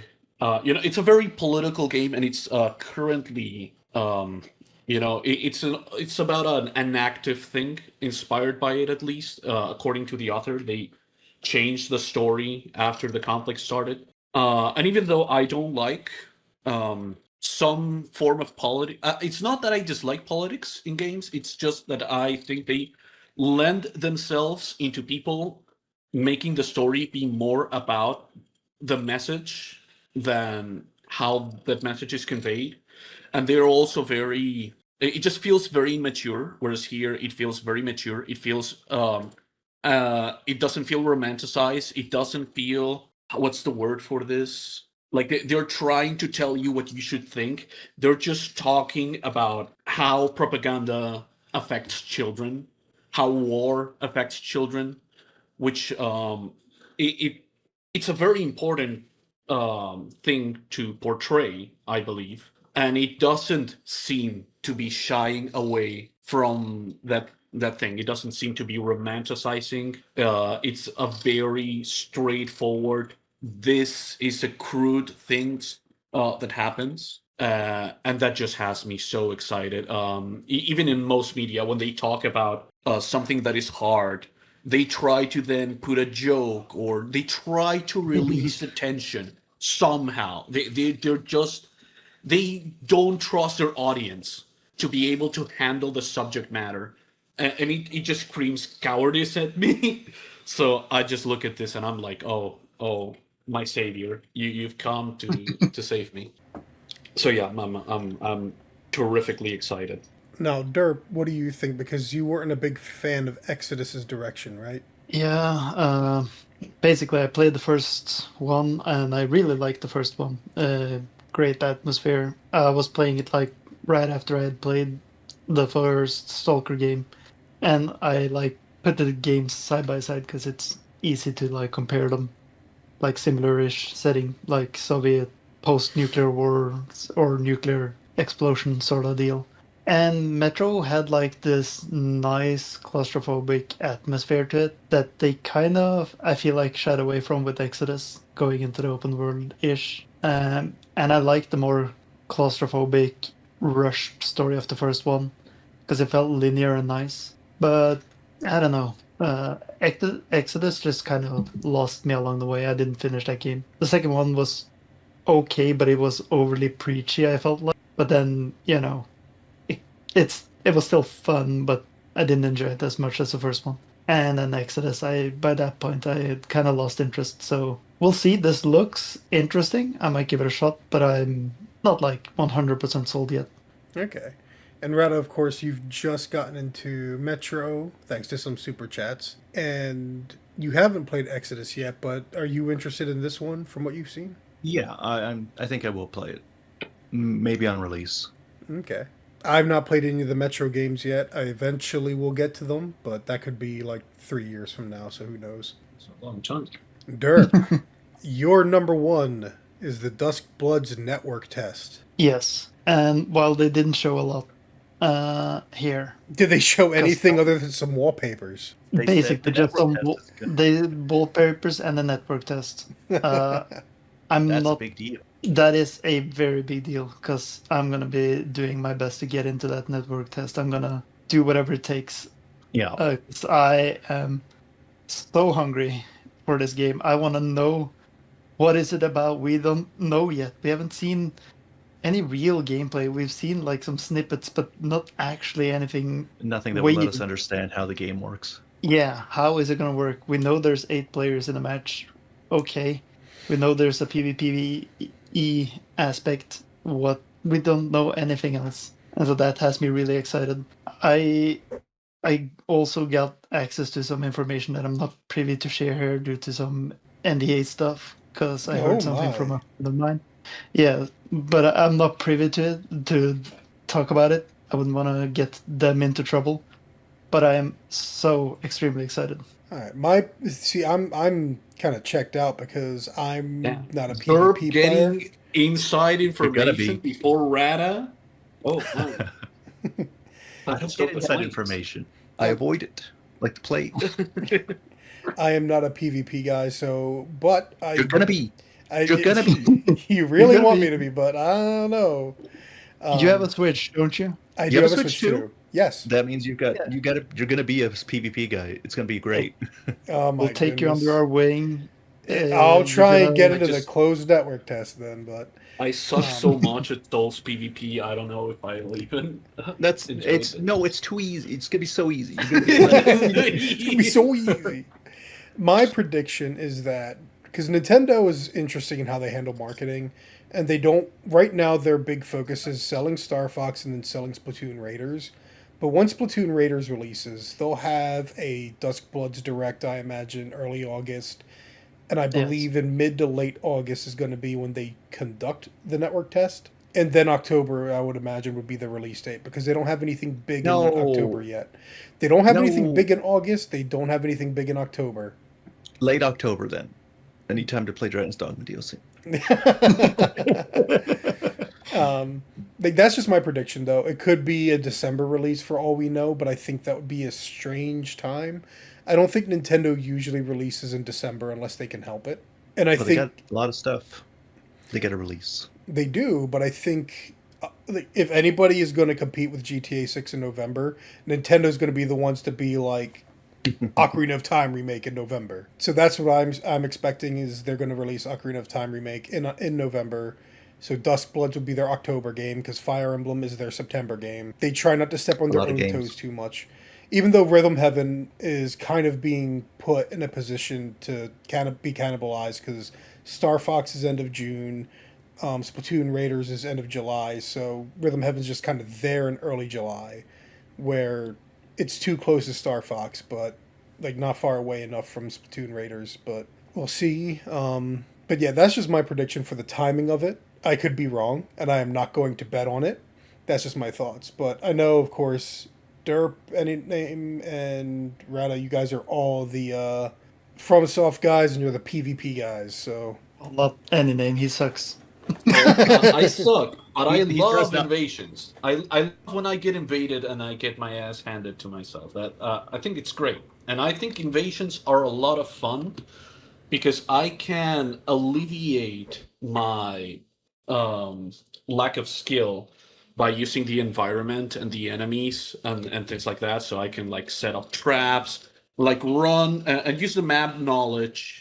Especially liked invasions in Elden Ring more than in any of the other Souls games that I played Mm. because of all the verticality in all the maps. So if you know a lot of passages on Stormvale, the invasions become so much fun and so dynamic. So if Dustbloods gives that invasion feel, I think I will very much enjoy it. What I don't enjoy are the 1v1 arenas because I feel like, well, this is just a fighting game, Yeah, but worse. So Yeah. why would I play this? totally agree. and of course, Rata, you have your hype for Dustbloods. You want to have a Yes. training camp, right? A PvP training camp. I just think that you guys are anti PvP because you haven't. You just need to. I'm gonna grab you and throw you into the deep end, I'm gonna get eaten by And- sharks. and you're gonna start swimming. It's gonna be so hard. Lynn, you'll figure something out. That'll just draw them closer. Next, number 1, Rata is, speaking of Dragon's Dogma 2, Dark Arisen. Mm-hmm. Tell me I'm about it. very excited about it. I'm mostly excited about it because it made me win my bet with Derp. I was so pleased. I was so happy. You should have heard him in the voice chat. He was like, no!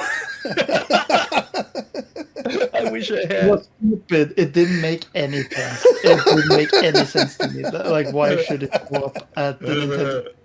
After I saw the other ones, I was like, okay, we're in the clear now. There's no way You were they're porting it to the Switch. It ran like ass on PC. How are they going to run it on the Switch? The Don't intend it to run well on the Switch, Derp. That's the thing. They're I think so it might. bad. I think it might. But you know what bothered me?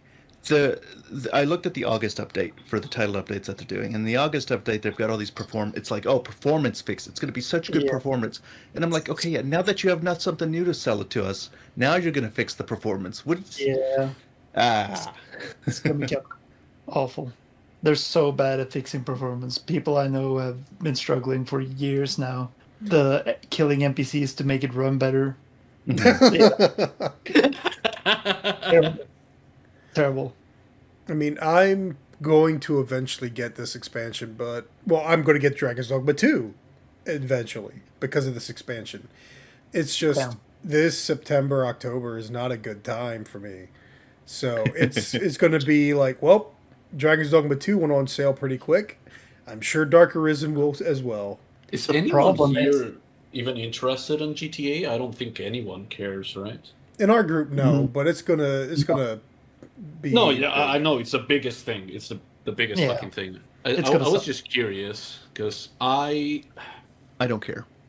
yeah, I care on a very removed way that I wonder if they're gonna actually show anything new, if they're gonna change their formula.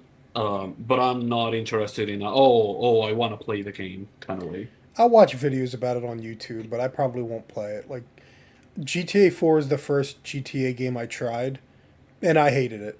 I loathed it. I forget how... It's a good story. It's some awful gameplay. Like, it's too much of a rant to go into, but I couldn't stand it, so I was like, all right, I'm getting rid of this. Never playing it again, never touching it again, and I haven't gone back. So whatever GTA offers is great, and it's always been like GTA 3 when it was big and new. I remember looking at it and be like, this game is ugly, it runs like crap, it looks jank, and it's got bugs everywhere. I do not understand the hype. Now I better understand it, but at the time I didn't even get it, and it's just not my kind of game. It doesn't really appeal to me. I see. Fair enough. Dragon's Dogma, on the other hand, does appeal to me. I just wish they'd add co-op officially. Yeah, that'd be real nice. I think that's the main issue for me. Like, no matter what they do in the DLC, I don't think they're gonna fix the base game. Like, what are they gonna do? Like, are they gonna add more enemy variety in the base game? Well, they're evidently to- adding 12 dungeons. Yeah, but is that gonna be enough to sate me? You know, I don't think so. I think there are too many fundamental issues with the base game for it to be fixed by a DLC. I agree. The problems I have with the game is not going to go away with the DLC. 12 dungeons is not. It's not. I don't believe. You know, maybe they'll say later, but I don't believe they're going to retroactively add a bunch of more enemies into the base game. I still have not seen a lot of new enemies in the DLC. You know, they just The announced so reskins. they're reskins, and Yeah. fine. Reskins are fine, but reskins are only fine if we have an abundance of other things that aren't reskins. Even the dragon is a reskin. You know, it's, even the big dragon that's in the cover is just Yeah. a reskin of the other dragon. And those are fine. There are. I like reskins. I like reusing assets, but it also needs an abundance of not reskins. Really, give me the Hydra already. Where's the fucking? Where's the Hydra?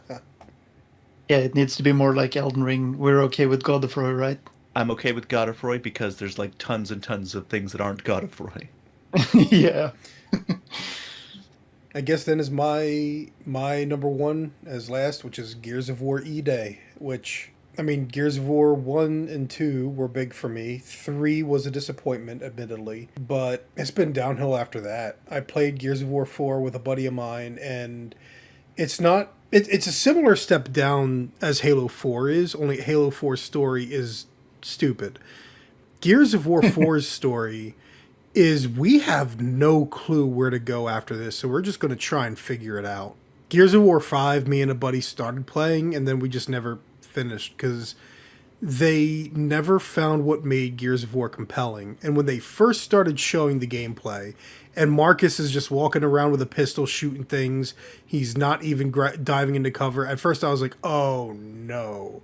But the more they showed, and especially when they did their little showcase, the more it looked like they actually got back to what made Gears of War fun. So, some concerns, not as many as Campaign Evolved. It feels like this studio does get Gears of War better than 343 or now Halo Studios ever did. But it looks good. I'm now actually excited to play a Gears of War game this year.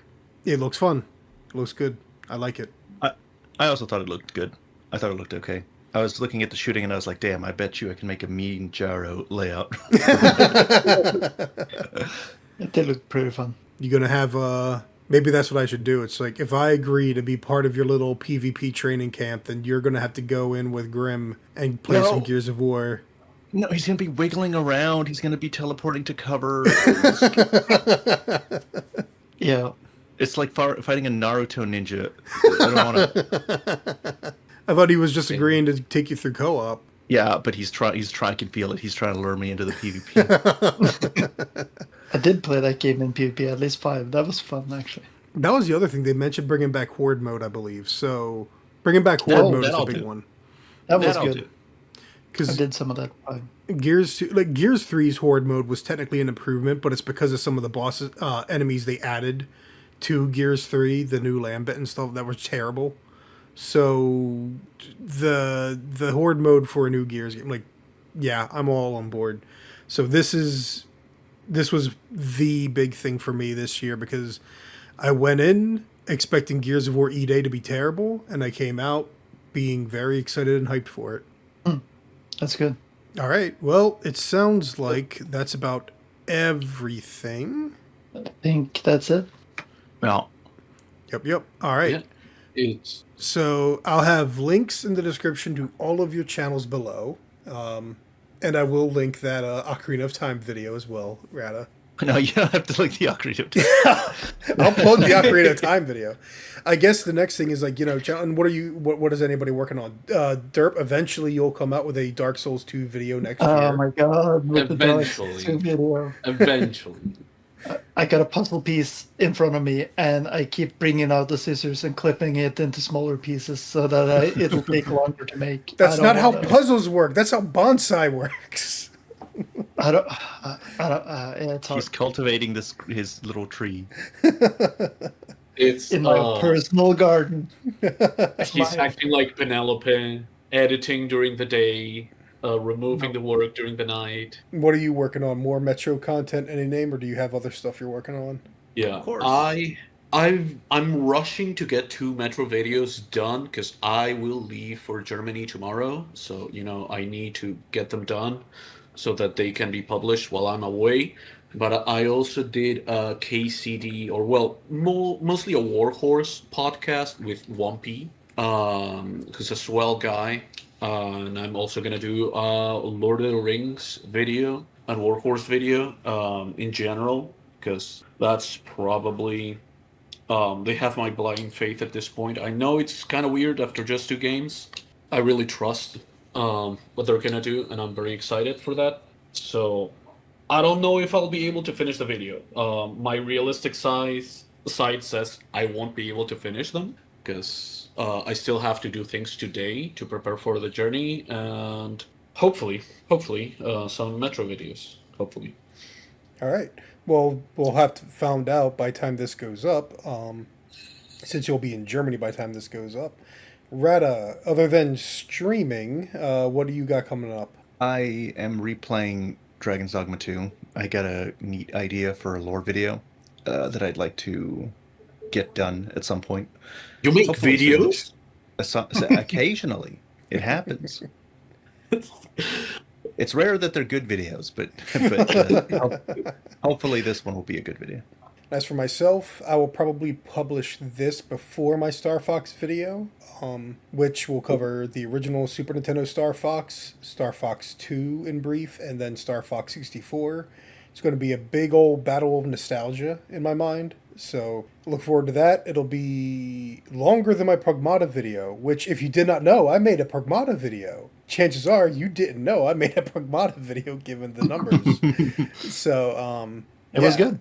Star Fox video I'm very excited about, so I'm looking forward to publishing that probably a couple days after I put up this video.